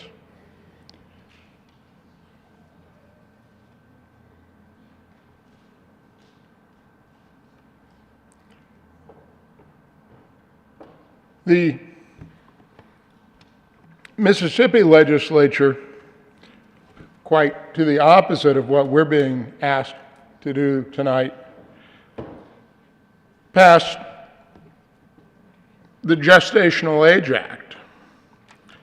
And again, they had a legislative declaration. What they told the United States Supreme Court in their brief, that the law was to protect the health of the mother, the dignity of the unborn child, and the integrity of the medical profession by allowing abortions after 15 weeks gestational age only in medical emergencies or severe fetal abnormality. Now, one may disagree in terms of the debate. One may disagree with those declarations, those findings, but that doesn't mean the debate's not serious, doesn't mean it's disrespectful, doesn't mean it's frivolous. What does Mississippi say in its brief? It says, their House Bill 1510 contains detailed factual findings about fetal development based on medical and other authorities. We have a legislative declaration.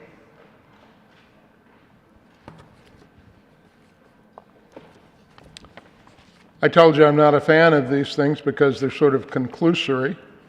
I don't mean anything, I mean no disrespect by that. I just mean that they tend to not have a lot of factual information in them, or they have broad factual statements.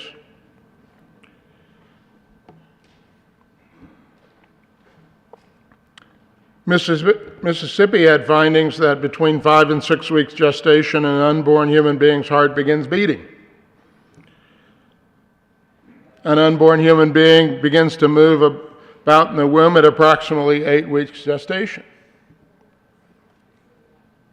If we're going to pass a bill that protects a woman's right to choose at all stages, I don't think it's disrespectful or frivolous to talk about what is the development of the fetus at those times.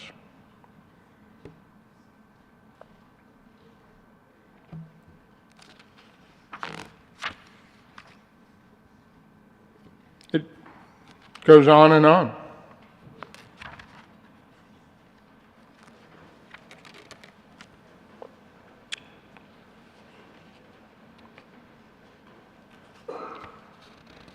Mississippi lost in their district court.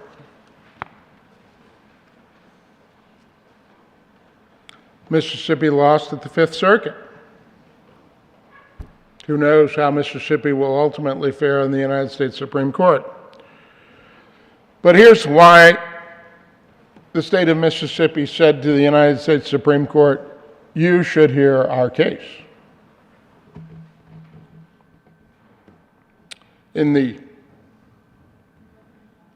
In a prior Supreme Court case, the court recognized that an unborn child is, quote, a living organism while within the womb, whether or not it is viable outside the womb. The United States Supreme Court said. It also said, as a result, that child is entitled to, quote, respect for the dignity of its human life. So says the United States Supreme Court at a much prior time. And they take issue with this viability line as being arbitrary, constantly moving as medical knowledge increases, and fails to honor the reality that states have substantial interest of their own beginning from the outset of the pregnancy. You might say, no, they don't, no, they don't. Well, I don't know, we spend an awful lot of money, properly so, on, probably should spend more, on prenatal care.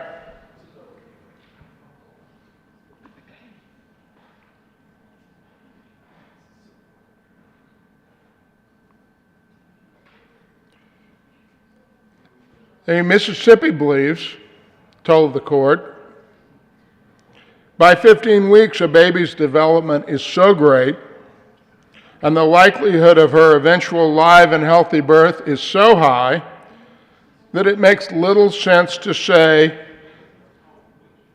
that the state has no interest in protecting the infant's life, not to mention the state's substantial interest in the mother's life.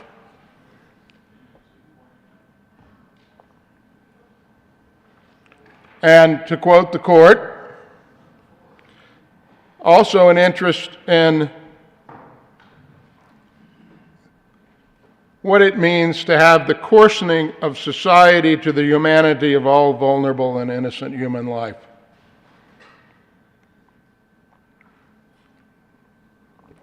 Mississippi says there are conflicts in the court's precedents, and the advances of medical and scientific knowledge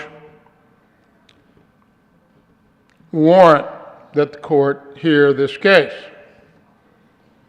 I think the court was persuaded by that because they granted certiorari. And, as Mississippi said, there's no absolute necessity of overturning Casey or Roe versus Wade. The court just has to make sense out of what can a state do. Not what must a state do, what can a state do?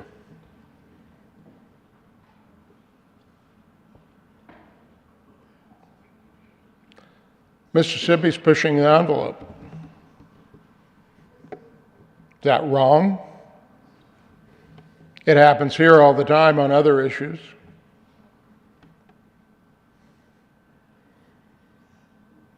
Is it wrong in striking the balance? Well, maybe that's the problem, isn't it? Because I just said, is it wrong in striking the balance? Is it wrong to strike the balance through the term of the 39 or 40 weeks of gestation? After all, Mississippi did not prohibit abortions altogether. It set a 15-week limit because it considered a woman's right to make a choice and the protection of human life.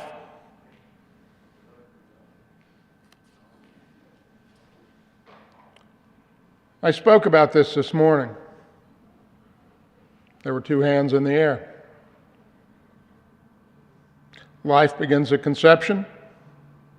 A woman has a right to choose. How do you reconcile those?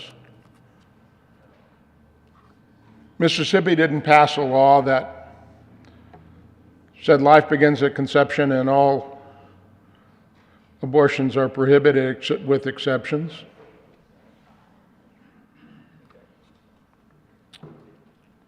They chose a 15-week period.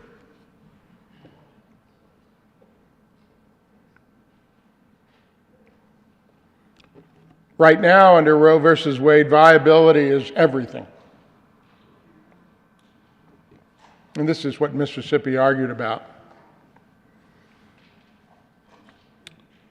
The district court, federal district court there in Mississippi,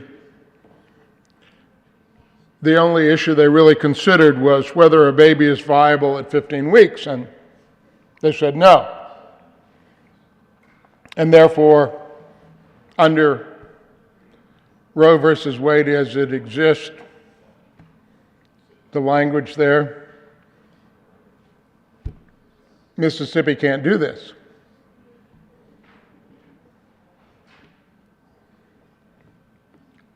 What Dobbs versus Jackson's Women's Health is about, what is addressed in the first paragraph of the legislative declaration here, with not a lot of explanation, is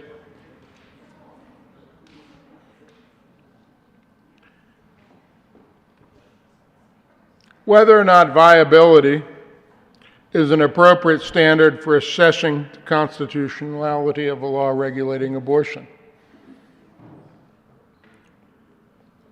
Does one, and did one hear emotional, gut-wrenching stories? I did. I think, as I said this morning, I heard people say, I was pregnant, I was alone, I didn't know what to do. I don't regret it. Others who said, I did that and it's troubled me the rest of my life. It's taken me forever. Others who said, I thought I would. That was what I was encouraged to do, and when it came down to it, I couldn't do it, and now my child is 7 years old, and he's the light of my life and the reason I exist. The stories, they're all emotional, and they're all about people's tough personal choices. But is it possible that a state, maybe not this state, is it possible a state might decide, even under Roe versus Wade, that there's some restriction? I mean, talk about it according respect and having a discussion.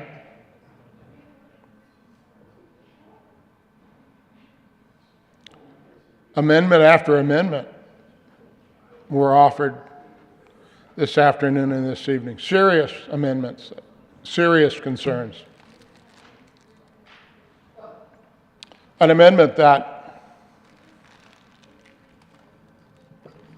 by the sponsor's estimation, wouldn't change the bill at all, wouldn't change the effect of the bill at all, but one which would have given some assurance and solace to those who have concerns about the bill,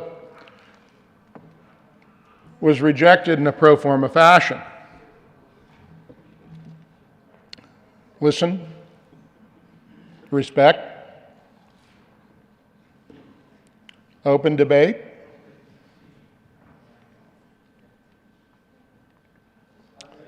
We are where we were at 12:15 a.m. on Friday morning.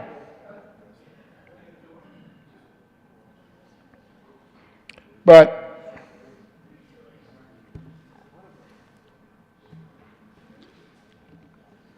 the United States Supreme Court has already held that states have legitimate interest in protecting the health of the mother, the life and dignity of the developing baby, and society's sensitivity to the importance of all human life. Ironically, that's in the Gonzalez case.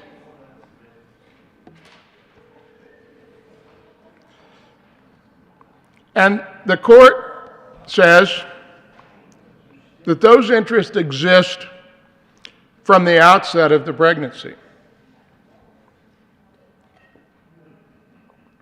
But, and this is Mississippi's problem, and this is many of our own problem about this, and the rights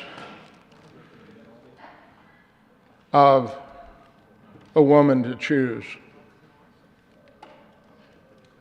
which is valid and exists, one of the hands. And that is that Roe suggests that a mother has a right to terminate her baby's life up to viability. It's really more of a suggestion in Roe.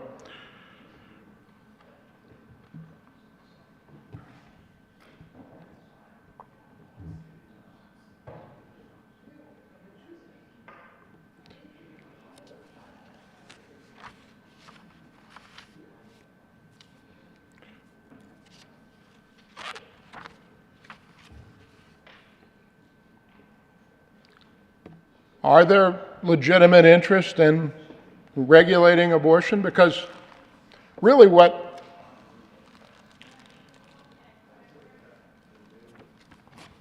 really what 1279 says, I could reduce it to just a few lines, set aside the legislative declaration. I could reduce it to one commandment: thou shalt not regulate abortion.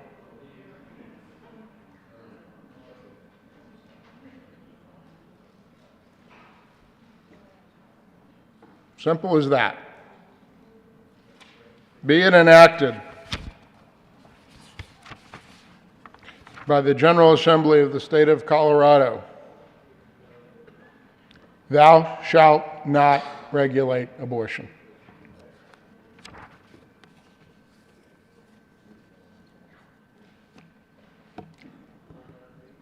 And really, that's what all this discussion, 14 hours, Thursday and Friday night, 14 hours today, perhaps. It's about, is that the right policy choice? I read from the brief in Dobbs versus Jackson's Women's Health, not for the purpose of droning on about the irrelevant. It's straight to the point. Is this the right policy? Do we have a legitimate interest? I mean, the Dobbs versus Jackson Women's Health case argues, Mississippi argues that the state has a legitimate interest, even pre-viability.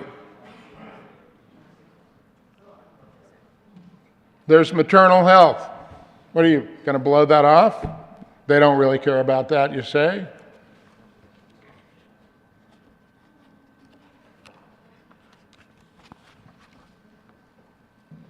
I think that's not fair. I think we all ought to be absolutely concerned about that.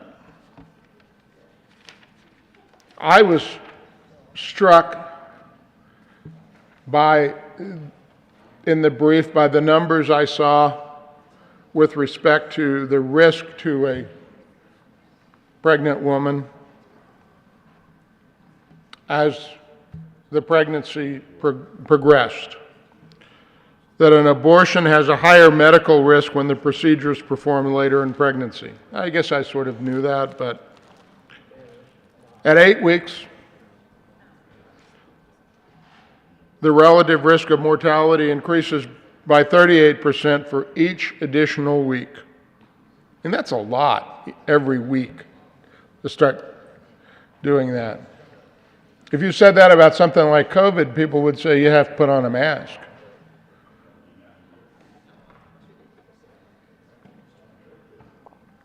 The risk at 8 weeks gestation is 1 death per million abortions. At 16 to 20 weeks, it's 1 death per 29,000. Think about that for a moment. An abortion at 8 weeks has a risk of mortality for the woman of 1 per million. That's, I don't know what your risk on I-25 in the Gap is, but it's greater than that. So at 8 weeks, it's very safe. But at 16 to 20 weeks, this kind of makes sense. The risk rises to 1 death per 29,000 abortions. Well, that's a lot. That's not terrible, but if we had a death rate in any other activity like that, and it was OSHA that we were talking about, we'd have some regulations.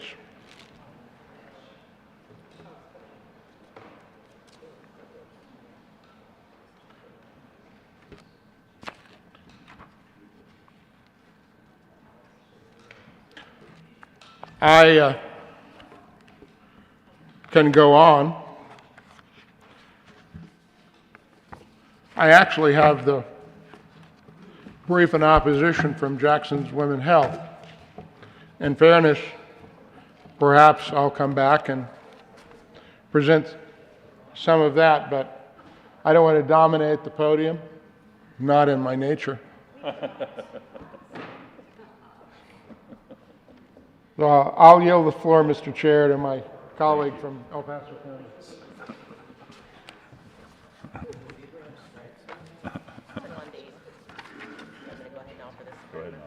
Senator Lundin. Thank you, Mr. Chair. There is an amendment on the desk. Will the clerk please read Amendment L081? Amendment L081 by Senator Lundin, amend re-engross bill, page 5, strike lines 4 and 5. Senator Lundin. Thank you very much, Mr. Chair.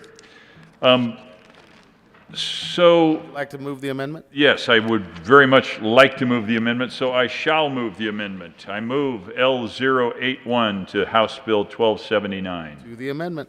Thank you very much, Mr. Chair. Would you like to explain the amendment? There are dramatically and challengingly competing interests inherent in this discussion we're having.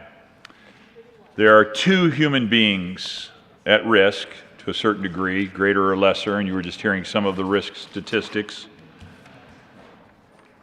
This amendment seeks to make it clear that that second person, the child, the fetus, the embryo, the baby, is in fact deserving of acknowledgement. The bill does not do that. The bill is very clear on page 5, lines 4 and 5. It says, a fertilized egg, embryo, or fetus, I would say baby, does not have independent or derivative rights under the laws of this state. That's, again, overbroad. It goes beyond the status quo ante with Roe v. Wade.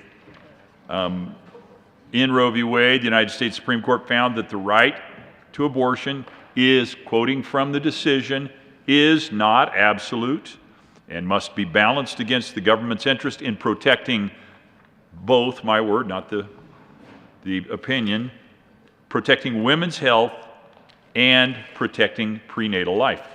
Why is this so? It is so because that embryo, that egg, that fetus, is a human being with separate genetic code, separate bodily features, separate sex, separate circulation, separate blood type, separate human destiny. To say it's nothing more than an appendage of its mother without independent or derivative rights is just wrong. It's not accurate. It's contravention of the facts. A baby born prematurely at 22 weeks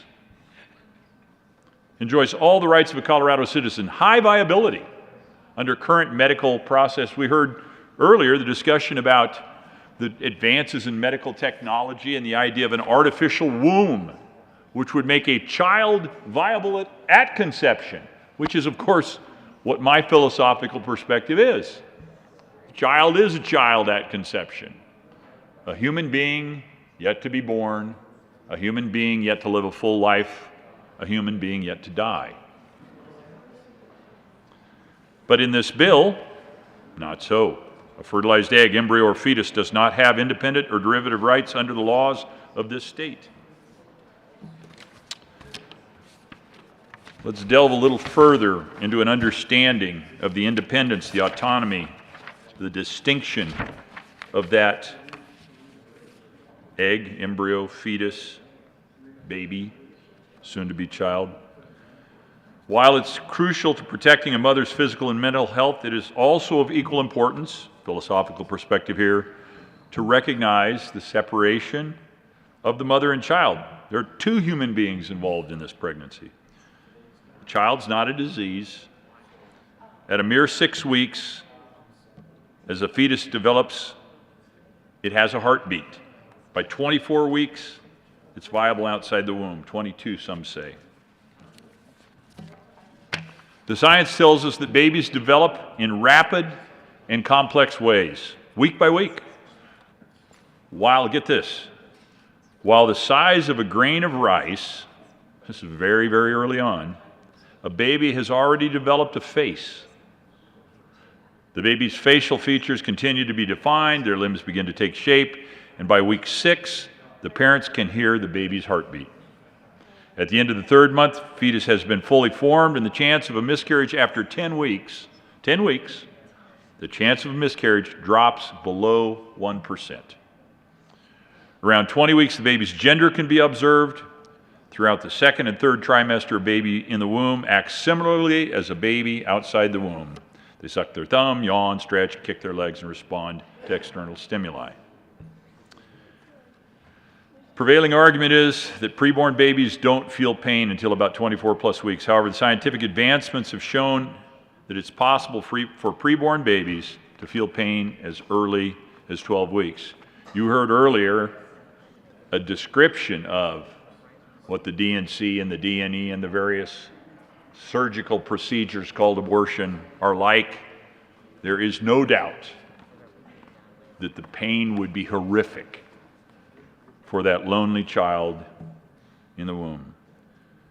So, on behalf of, one, acknowledging that we care deeply, we do care deeply, and I will speak in my closing remarks about a ministry that I had participated in back before I got involved in politics, had a little more disposable income, supported in a more significant way, still support, just not at the same level, the ministry involved in serving the young ladies in crisis, counseling, helping. In some cases, the choice is to not take the route of abortion. In the case where the decision is to take the route of abortion, the care and the ministry continues on in support regardless of the path that the young woman takes. I believe that that is the best of the pro-life argument, where you are pro-life for the child, you're pro-life for the mother, and you are irrevocably engaged in being supportive of both to the extent it is possible. But Amendment L018 acknowledges, and I acknowledge that this, unlike so many of the amendments that we brought previously where it's like, hey, I think we can get together on this one, I get this strikes at the heart of what the bill is seeking to do, but at the same time, philosophically, I cannot fail to make this statement and move this amendment. And so I move and urge the support of L018. Thank you, Mr. Chair. Senator Gonzalez. Thank you, Mr. Chair. And thank you to the good senator from Lundinville, otherwise known as Monument, for bringing forward L81 for our consideration. Just to be clear,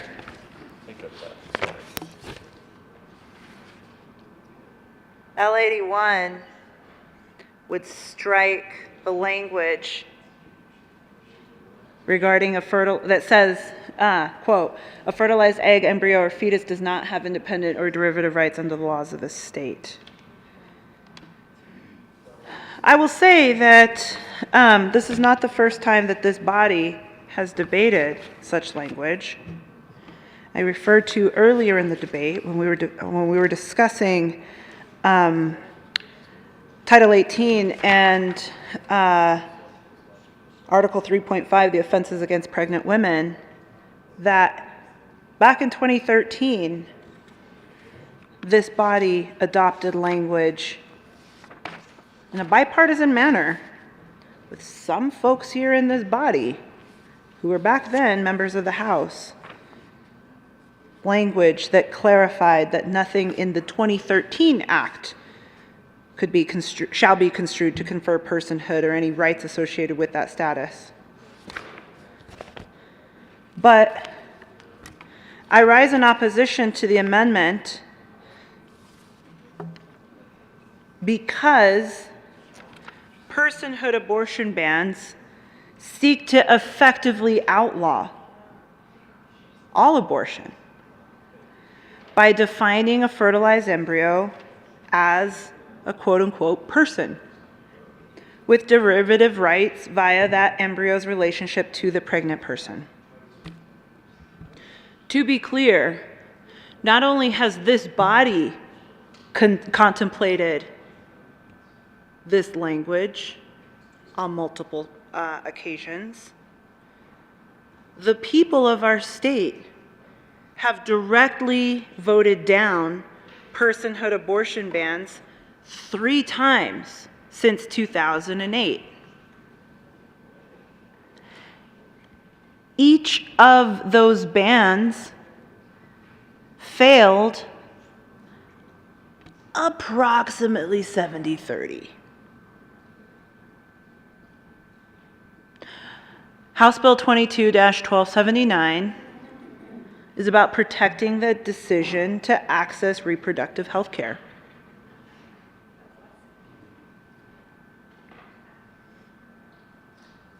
And in so doing, let us be clear that an embryo or a fetus or a fertilized egg does not have either independent or derivative rights, does not have personhood. Just to be clear, in 2020, 1,859,479 Coloradans voted no on Proposition 115.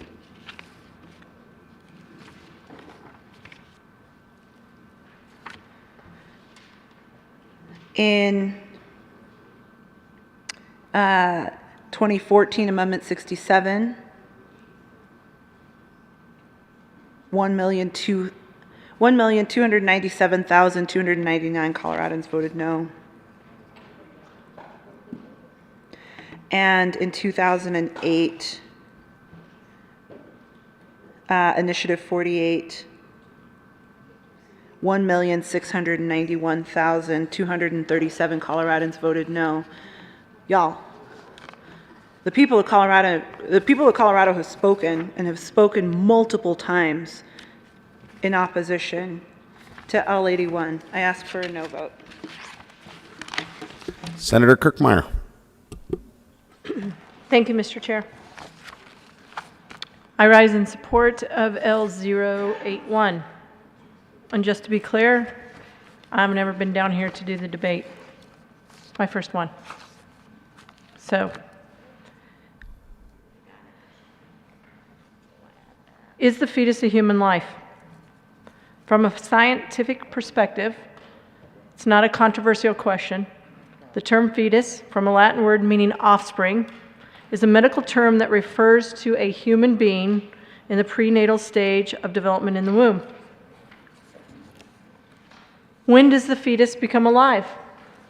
Again, scientifically, there is not much controversy here. Any basic physiology textbook will confirm that with fertilization, a complete chromosomal complement of 46 human chromosomes results, uniquely different from that of either parent, and the one-celled embryo begins dividing rapidly.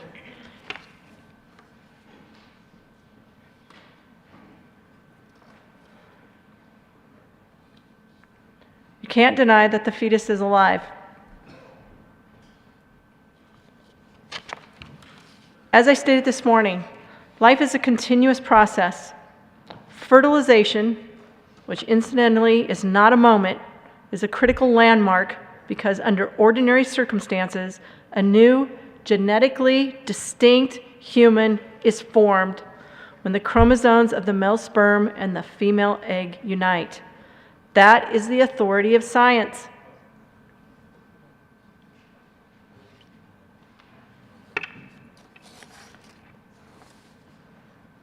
The Declaration of Independence states, "We hold these truths to be self-evident, that all men are created equal, that they are endowed by their Creator with certain unalienable rights, that among these are life, liberty, and the pursuit of happiness." Our forefathers wrote, created, not born, that they are created.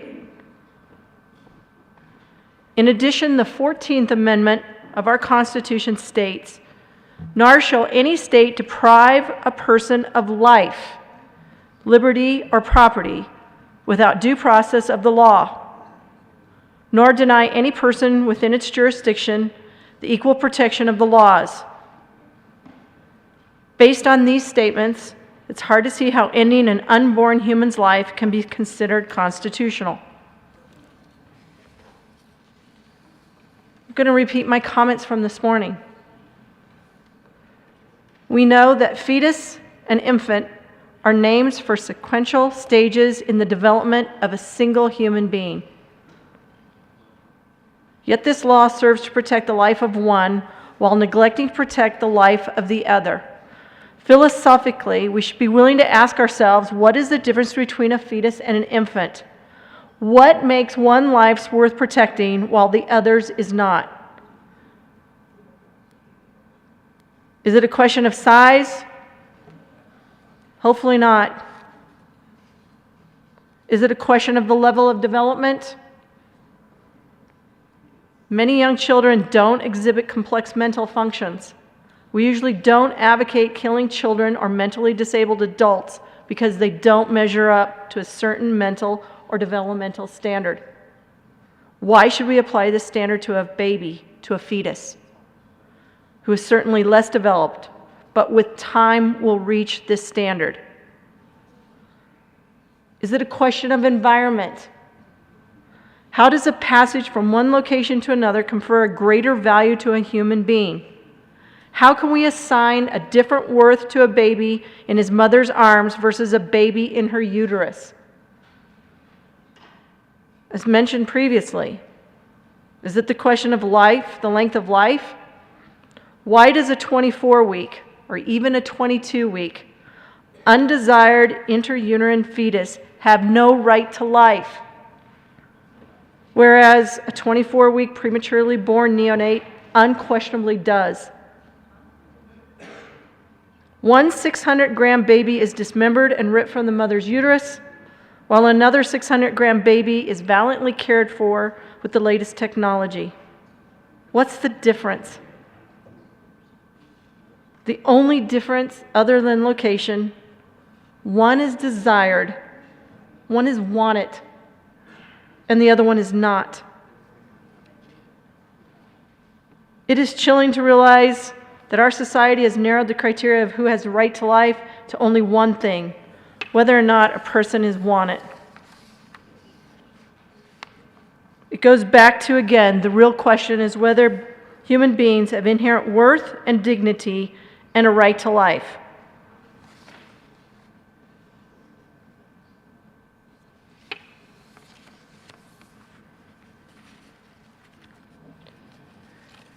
I just rise in support of this amendment. I know it cuts to the heart of the bill, as already previously stated. But again, when do we actually look at the life of the unborn child? There is no difference between a child in the womb and any adult in this room, except for time. That's it. I ask for support on the amendment. Is there any further discussion? Senator Holbert.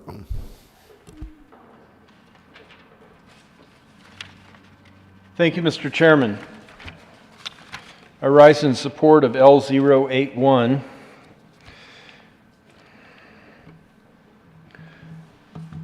And hope that the chair will allow me to share some legislative history. One of the disadvantages of term limits is that we lose institutional memory. Legislative history. My friend from El Paso might have been in the House this day, but I think it was before you were elected for your first term there. One beautiful day in the House of Representatives, my best friend, my predecessor here in the state Senate, then a state representative, Ted Harvey, introduced a fascinating young woman, and with permission of the speaker, she walked to the front of the chamber, a bit of a limp, and she led all 65 representatives in singing the Star-Spangled Banner. They all joined together and sang with her. And then Representative Harvey introduced his guest. Her name is Gianna Jessen. Gianna is an abortion survivor. Her mother had a saline abortion, and Gianna was expelled from the womb. She was burned, she suffered injury, but she lived, and she is alive today. Those in the chamber who joined Gianna in singing the Star-Spangled Banner were so proud to join her in that, and then many were so offended to learn who Gianna was. I support L081 because at one moment, Gianna Jessen was a fetus.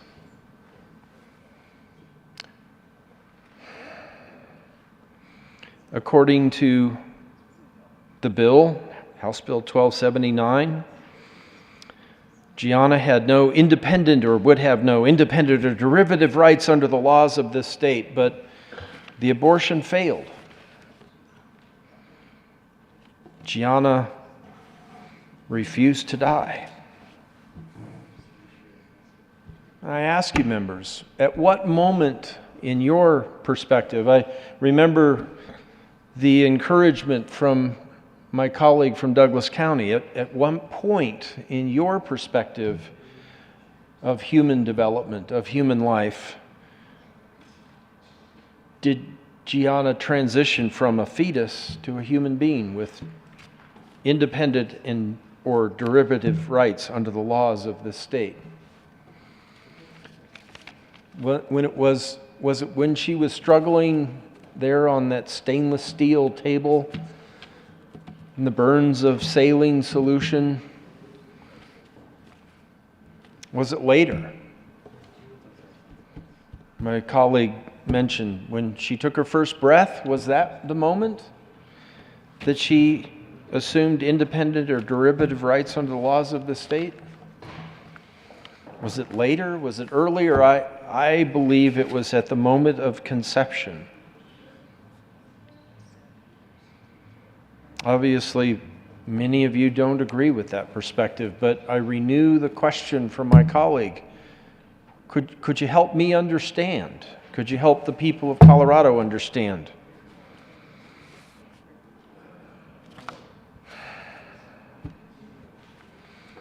Ask for support for L081 because the human existence, the human life begins at conception. It can't be any other way. None of us would be here if that were not true. We didn't evolve from one thing to another when we were delivered. Gianna was a human being when that abortion began. She was a human being when it failed. She was a human being when she sang the Star-Spangled Banner in our House of Representatives. I ask for support for L081. Is there any further discussion? Seeing none, the motion is the adoption of Amendment L081. All those in favor say aye. Aye. Opposed, no. The noes have it, and the amendment is lost. Senator Liston. Thank you, Mr. Chairman. Members, looking over the bill, on page 4, line 8, definition of abortion, it means any medical procedure, instrument, agent, so forth. And looking at it, I became a little bit confused and concerned about what instrument means. So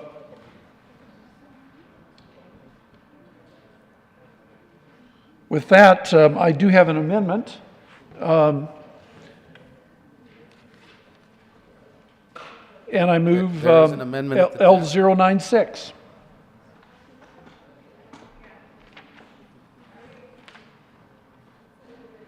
There's an amendment at the desk. Will the clerk please read Amendment L096?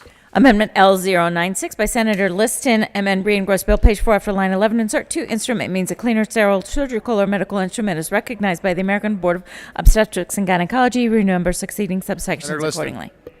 Thank you, Mr. Chairman. Members, like I say, I became a little bit... Like to move your amendment. Yes, I did move the amendment. I'll move it again, L096. To the amendment. Very good. Thank you, Mr. Chairman. Members, I became a little bit concerned and confused, and this really is a friendly amendment, once again, to make this bill a little bit better. Unfortunately, or if women are going to have an abortion, I was confused as to what instrument might be. I didn't, not to be flippant, but when you say instrument, that's pretty broad. Does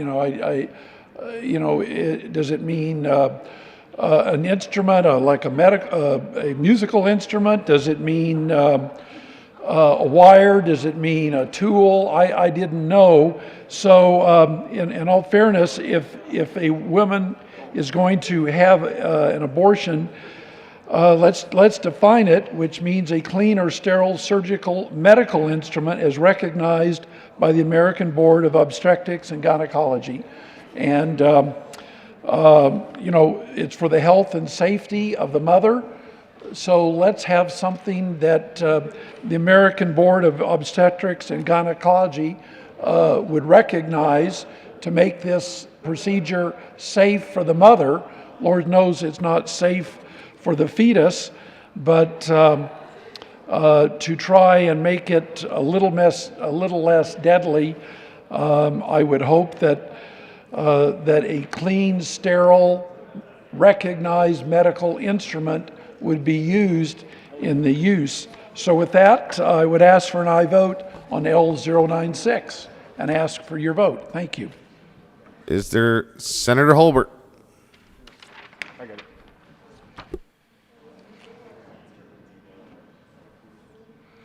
Thank you, Mr. Chair. Rise in support of L096 again, and thank my colleague from El Paso County for bringing the amendment. Can't imagine why anyone would oppose this. It does call for clean and sterile instruments, good for the patient.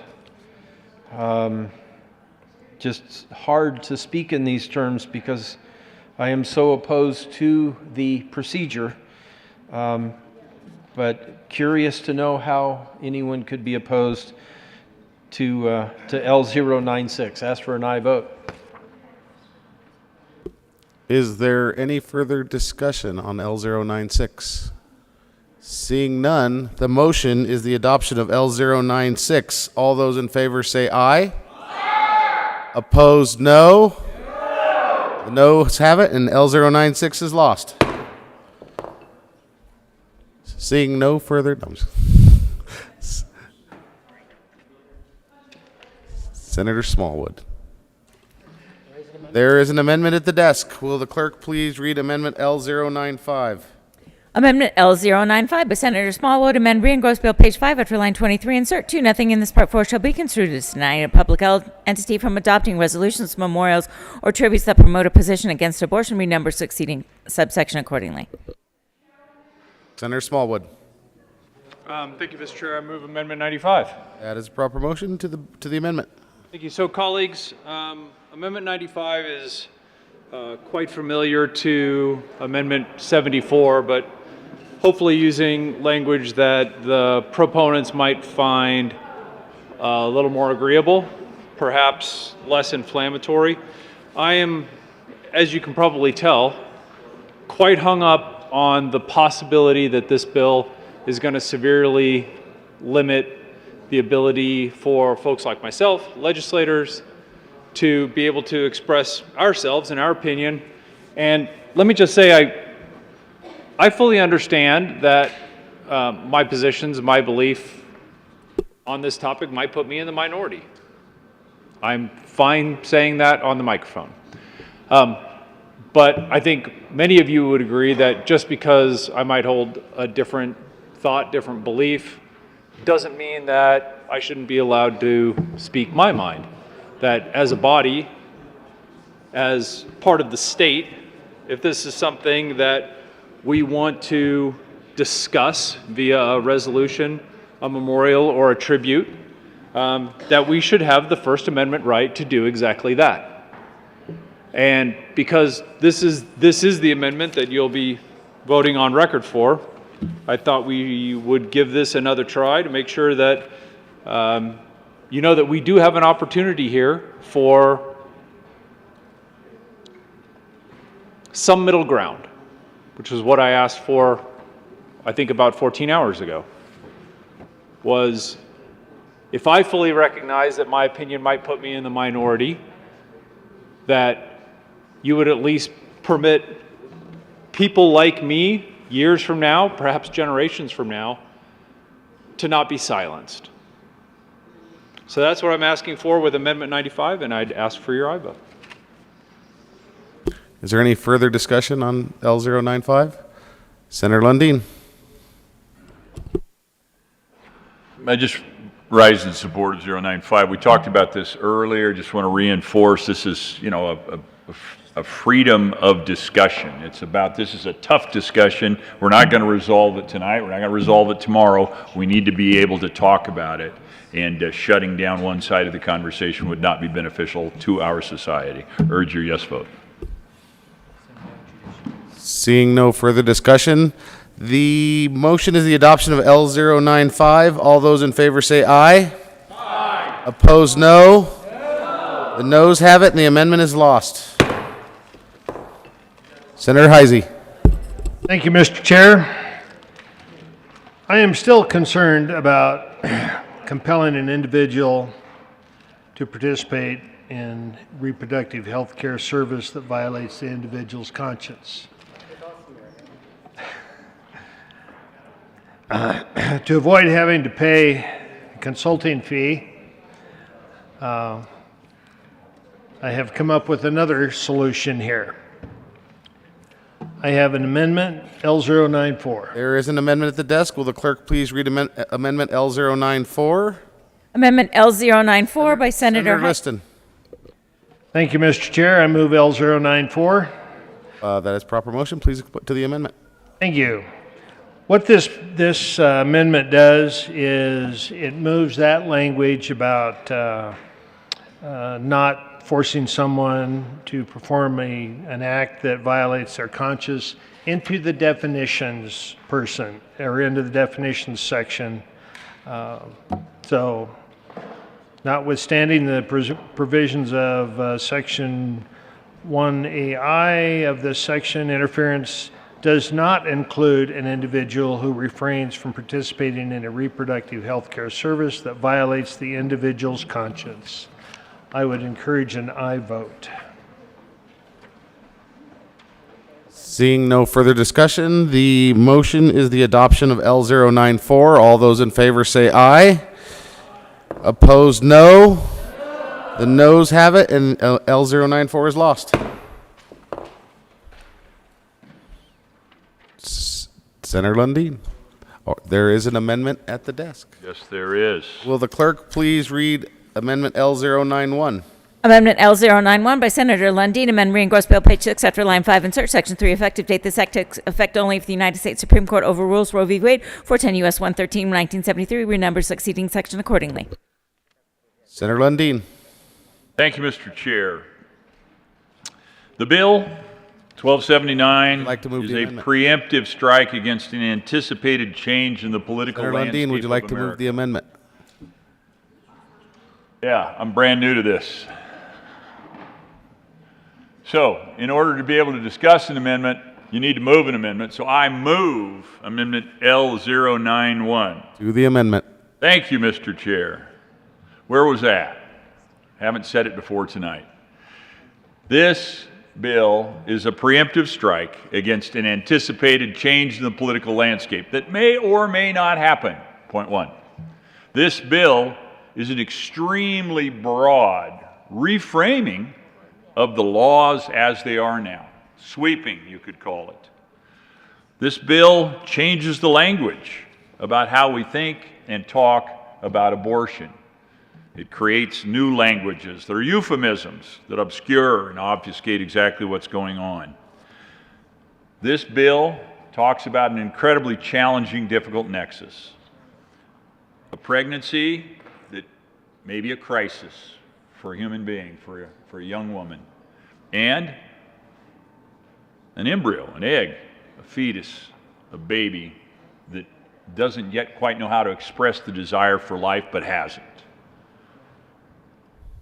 We're going through all of this because something might happen, but something might not happen. Supreme Courts are mysterious black-robed regiments.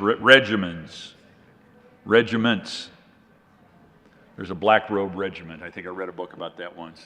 We don't know what's going to happen. We don't know for a fact that Roe v. Wade is going to be overturned, but this bill is predicated completely upon that eventuality.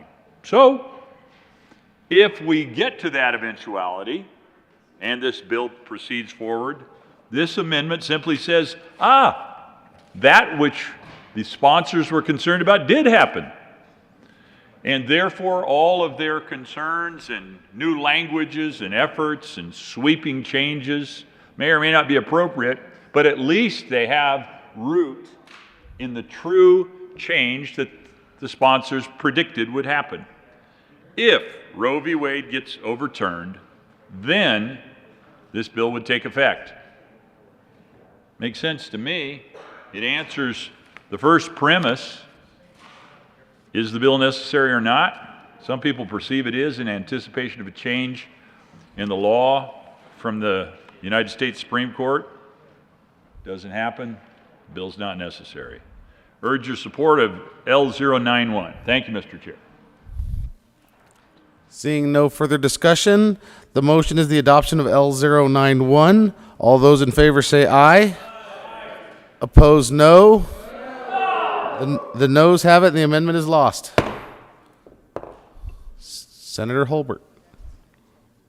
Thank you, Mr. Chair.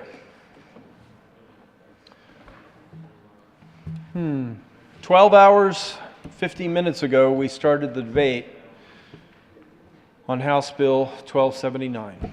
There are 13 members of the minority here in the chamber today, 15 total.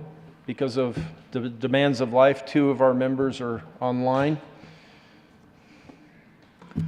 13 of us coming up on 13 hours. I think our colleagues in the House, 24, set a record and went 24, some have said 25 hours. But I want to thank the members of our caucus for their efforts today. Thank you. We have about another 45 minutes or so, an hour maybe, on amendments to the report of Committee of the Whole. Mr. President, Mr. Majority Leader, thank you again for the opportunity to talk this morning on a moment of personal privilege and explain this process. The Majority Leader and I have talked, and he has made it clear we can do this 2 ways. He can come here now or very soon and offer the motion to rise report, beg leave to sit again. And that means we adopt this report. This day ends. And then if we wanted to continue to debate through the night tonight, that would be in tomorrow, not today. Or we can offer our Cal amendments or amendments to the report of the Committee of the Whole. I think we have a total of 4 of those, and conclude debate by midnight. Is this surrender? No.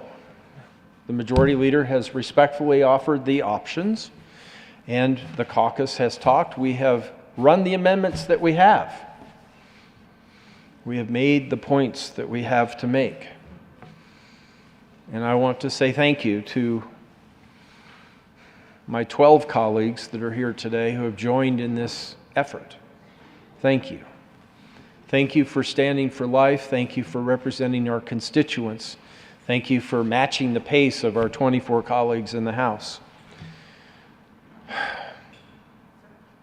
I hope, members of the majority, that we have offered you reason to be thoughtful about this bill. The 15 of us in the minority need at least 3 of you to vote with us, either here tonight on second reading or tomorrow on third reading. As I mentioned this morning, if the folks watching and listening online are looking for a miracle from the state constitution or the state statutes or the legislative rules, I think it is probably not there. As you pray this evening, tomorrow, possibly for us, we welcome your prayers. We welcome your encouraging words. We've read your text and your emails. Thank you for being with us today. I ask for your no vote on House Bill 1279.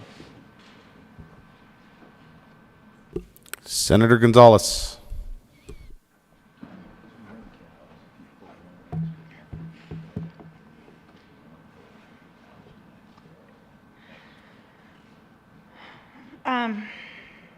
Thank you, Mr. Chair. Imagine a United States in which abortion is either a crime or wholly unavailable in half of the country. Imagine a country in which asking your friend for a ride to your doctor's office to access reproductive health care is criminalized. This is no scare tactic. While we have been debating this very bill here today, the Oklahoma State House just passed a near total abortion ban, along with a private right of action enforcement mechanism. And that, colleagues, is precisely why,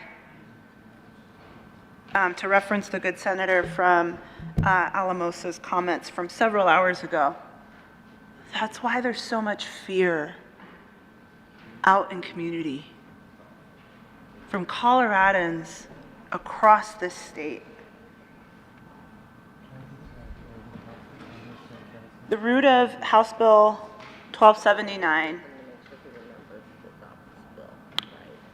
is to respond to that fear by placing respect in the individual to make their own reproductive health care decisions. There will be much more to discuss, I'm sure, tomorrow in third reading. But for today, I want to thank you all for the debate that we've had and the respect that we have provided to one another. I ask for an aye vote on House Bill 1279. Seeing no further discussions, the motion is the adoption of House Bill 1279. All those in favor say aye. Aye. Opposed, no. No. The ayes have it, and the bill is passed. Majority Leader Moreno. Thank you, Mr. Chair. I move to lay over the balance of the general order second reading of bills calendar to Wednesday, March 23rd. That is a proper motion. All those in favor say aye. Aye. Opposed, no. The ayes have it. They're laid over till tomorrow. Senator Moreno. Thank you, Mr. Chair. I move the committee rise and report. The motion before the committee is to rise and report. All those in favor say aye. Opposed, no. The ayes have it, and the committee will rise and report.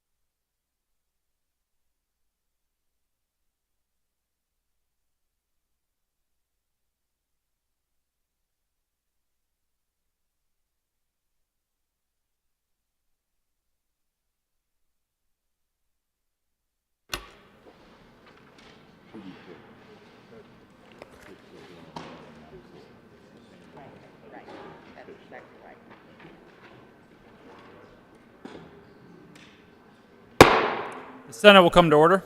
Senator Rodriguez. Thank you, Mr. President. The committee has met and had a bill under consideration. Will the clerk please read the report?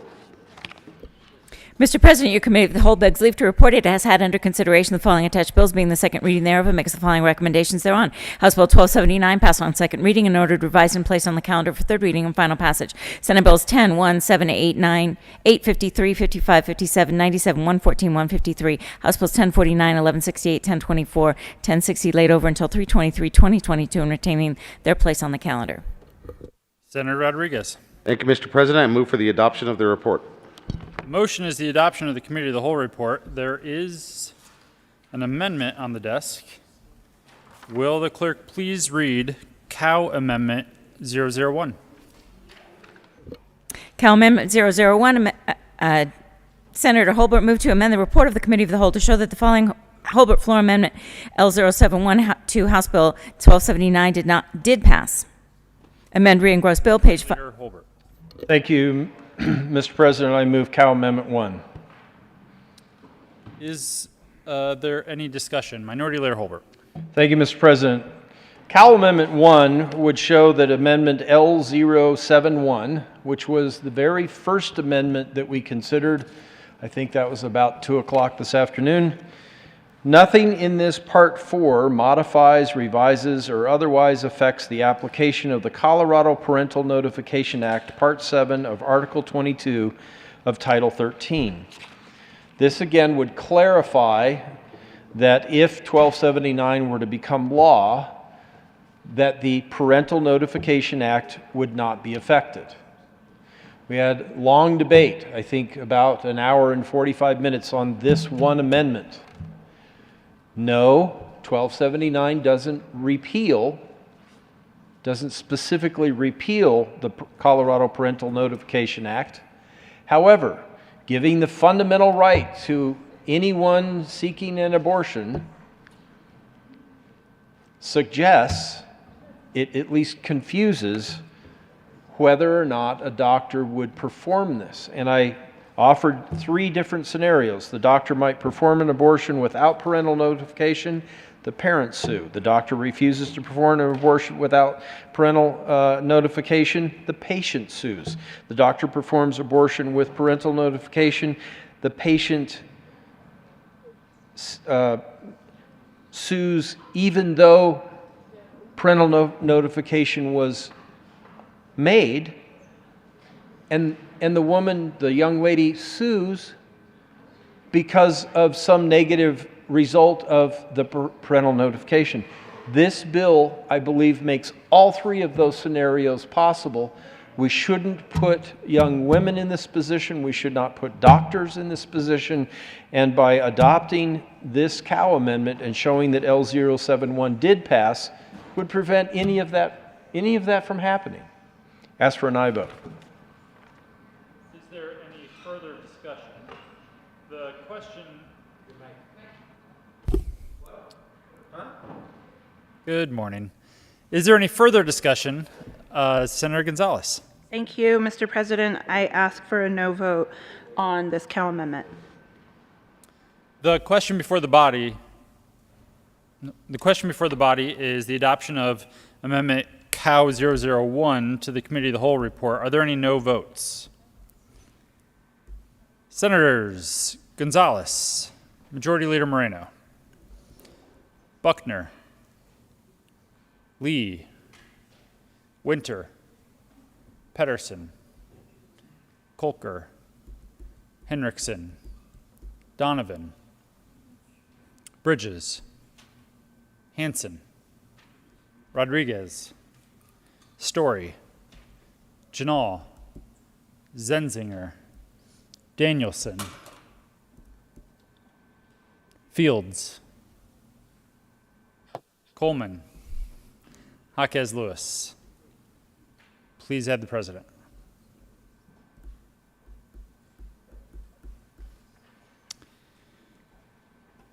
With a vote of 15 ayes, 20 no, 0 absent, 0 excused, the amendment is lost. There is an amendment at the desk. Will the clerk please read Amendment Cow 002 to the Committee of the Whole report? Cal 002, Senator Liston moved to amend the report of the Committee of the Whole to show that the following list and floor amendment L072 to House Bill 1279 did pass. Amend re-engross bill, page 6, right lines 6 through 8, and substitute Section 3, Act to Petition effective date. This takes effect at 12:01 on the day 12:01 a.m. on the day following the expiration of the 90-day period after final adjournment of the General Assembly, except that if a referendum petition is filed pursuant to Section 1, subparagraph 3 of Article 5 of the State Constitution against this act or an item, section, or part of this act within such period, then the act, item, section, or part will not take effect unless approved by the people of the general election to be held on November 2022, and in such case will take effect on the date of the official declaration of the vote thereon by the governor. Senator Liston. Thank you, Mr. President. Mr. President, I move Cal Amendment 002, and would you like me to explain it? To the amendment. Thank you. Members, as you may recall, a few hours ago, I offered Amendment 072.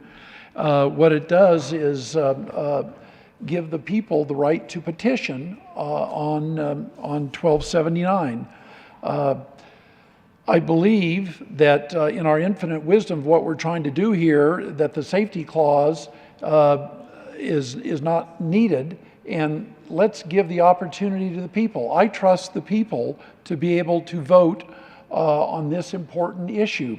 The right to petition the government goes all the way back to the Magna Carta, when the lords were able to petition the king on behalf of their people. We've had the right to petition our government all throughout for the last 200 years or more. We have the right, as I mentioned, in numerous number of bills this year, last year, and for many years, the right to petition. And on such an important issue like this, whether the people have voted for it or not under different iterations, this is a significant different bill than what has ever been brought to the people. And it's very important. I trust the people, and this should take the onus off the people off this side. If you think you're right, then let's let the people decide, and they will either validate what you have done here today, or they may possibly invalidate. You have nothing to lose and everything to gain. I ask for an aye vote on Cal Amendment number 2. Thank you. Senator Gonzalez. Thank you, Mr. President. Anticipating that a Supreme Court decision could come down in June 2022, and the petition clause would mean that the bill would not be enacted until August, or if it were to be put up for a referendum until November 2022, that means that pregnant Coloradans who are trying to make decisions about their health care would be without remedy and without protection. And so I ask for a no vote on this Cal amendment. Minority Leader Holbert.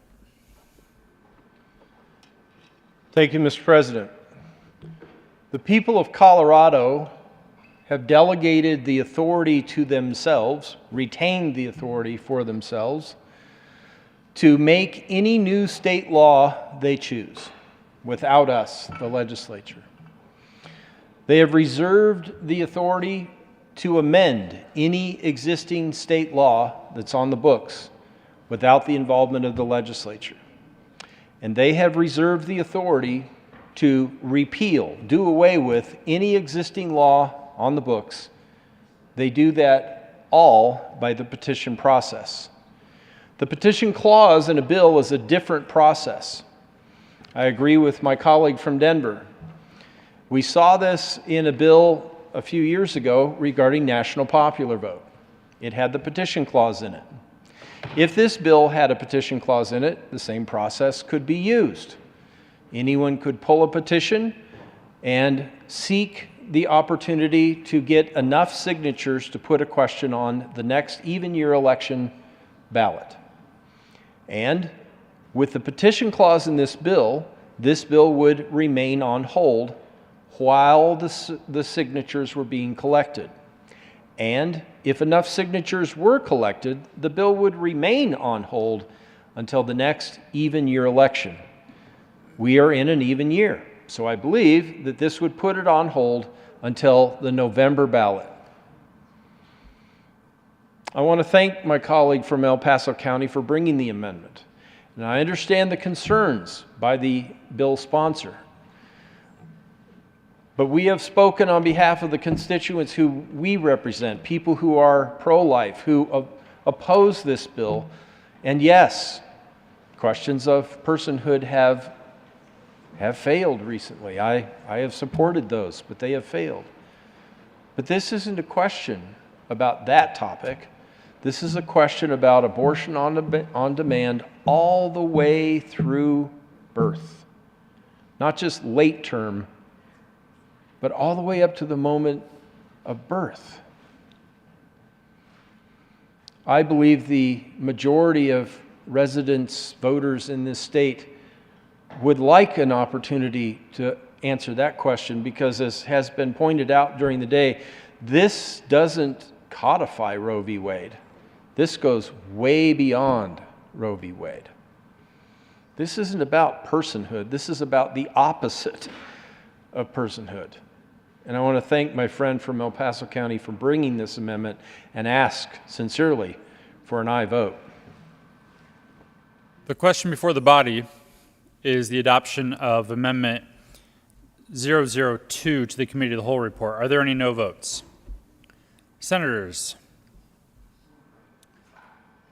Lee, Buckner, Gonzalez, Majority Leader Moreno, Coleman, Jaquez Lewis, Bridges, Donovan, Henriksen, Hansen, Rodriguez, Kolker, Story, Janal, Zenzinger, Pedersen, Winter, Danielson, Fields.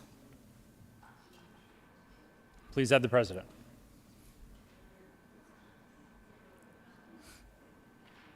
With a vote of 15 ayes, 20 noes, 0 absent, 0 excused, that amendment is lost. There is an amendment at the desk. Will the clerk please read Amendment 003 to the Committee of the Whole report?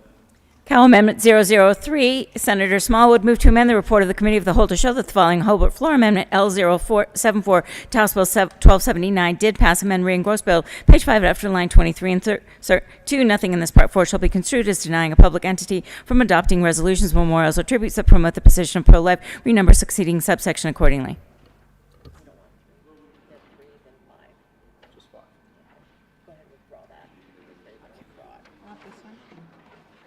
Senator Smallwood.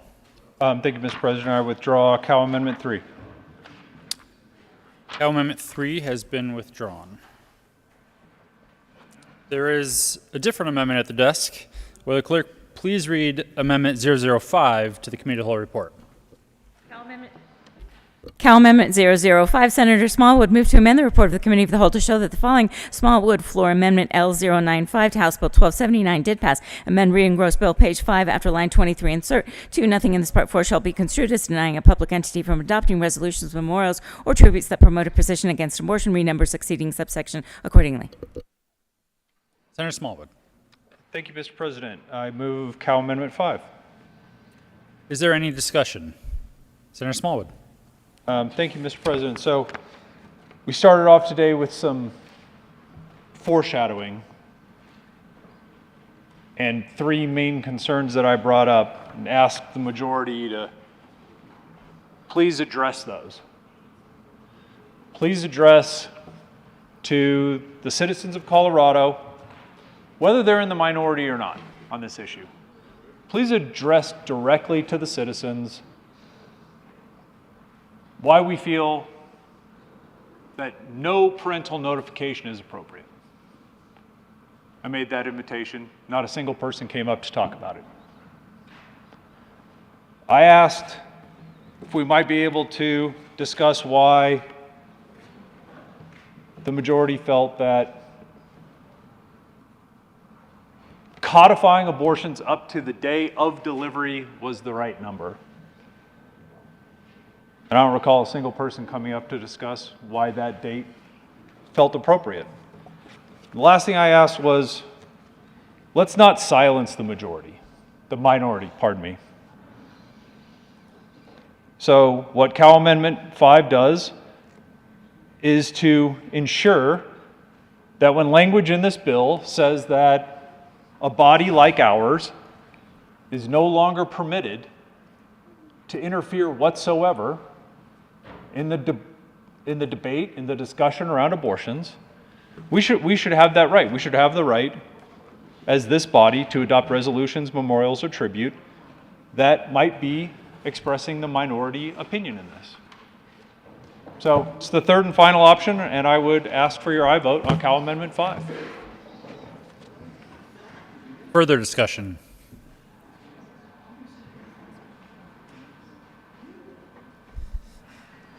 Senator Gonzalez. Thank you, Mr. President.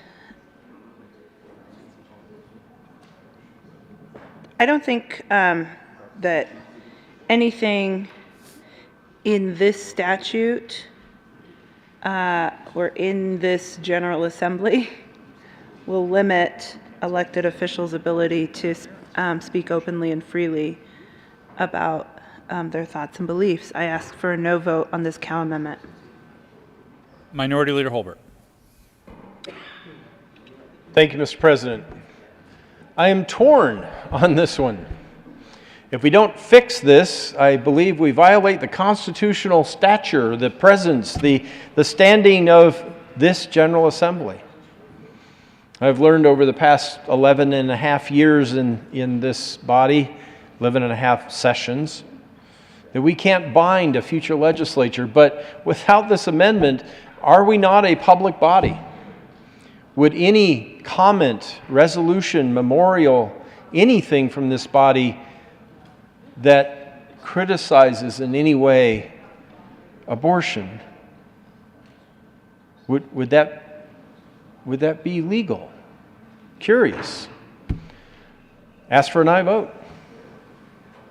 The question before the body is the adoption of Amendment 005 to the Committee of the Whole report. Are there any no votes?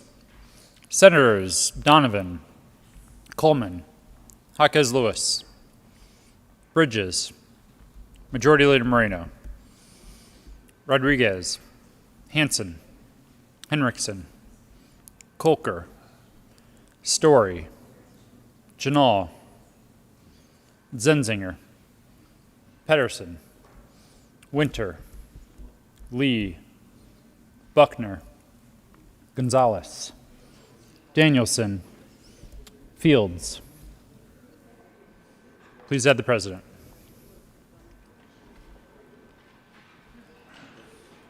With a vote of 15 ayes, 20 noes, 0 absent, 0 excused, the amendment is lost.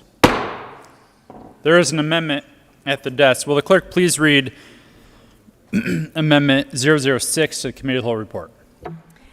Cal Amendment 006, Senator Lundin moved to amend the report of the Committee of the Whole to show that the following Lundin floor amendment L091 to House Bill 1279 did pass. Amend re-engrossed bill, page 6, after line 5, insert section 3, effective date. This act takes effect only if the United States Supreme Court overrules Roe v. Wade 410 U.S. 113, 1973, renumber succeeding section accordingly.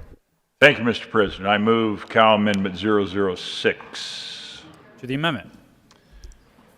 So the bill purports to prepare for the overturn of Roe v. Wade, and it goes far beyond that.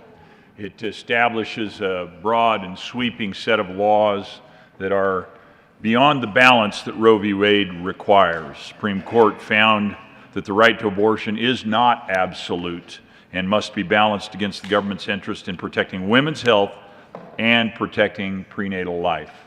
This bill goes beyond that. But this amendment simply says the bill does not take effect unless Roe v. Wade is overturned. The premise upon which, or the cause of action for the bill being brought. It's a simple amendment that gives honesty to the conversation. I urge your support of it. Thank you, Mr. President. The question before the body is the adoption of Amendment 006 to the Committee of the Whole report. Are there any no votes? Senators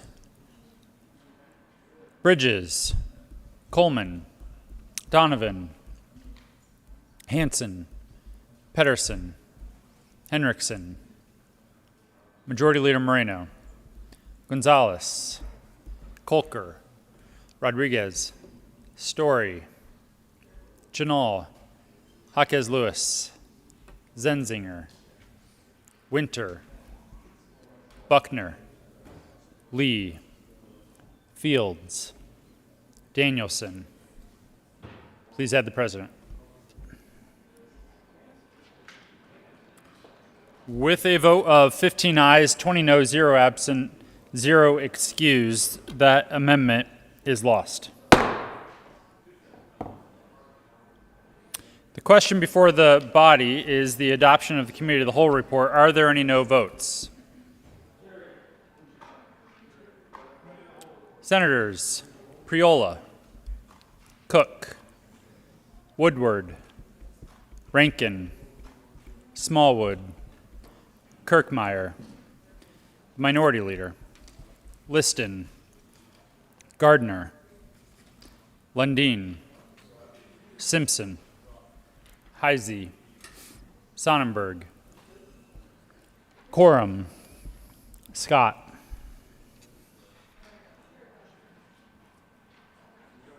With a vote of 20 ayes, 15 no, 0 absent, 0 excused, the Committee of the Whole report is adopted.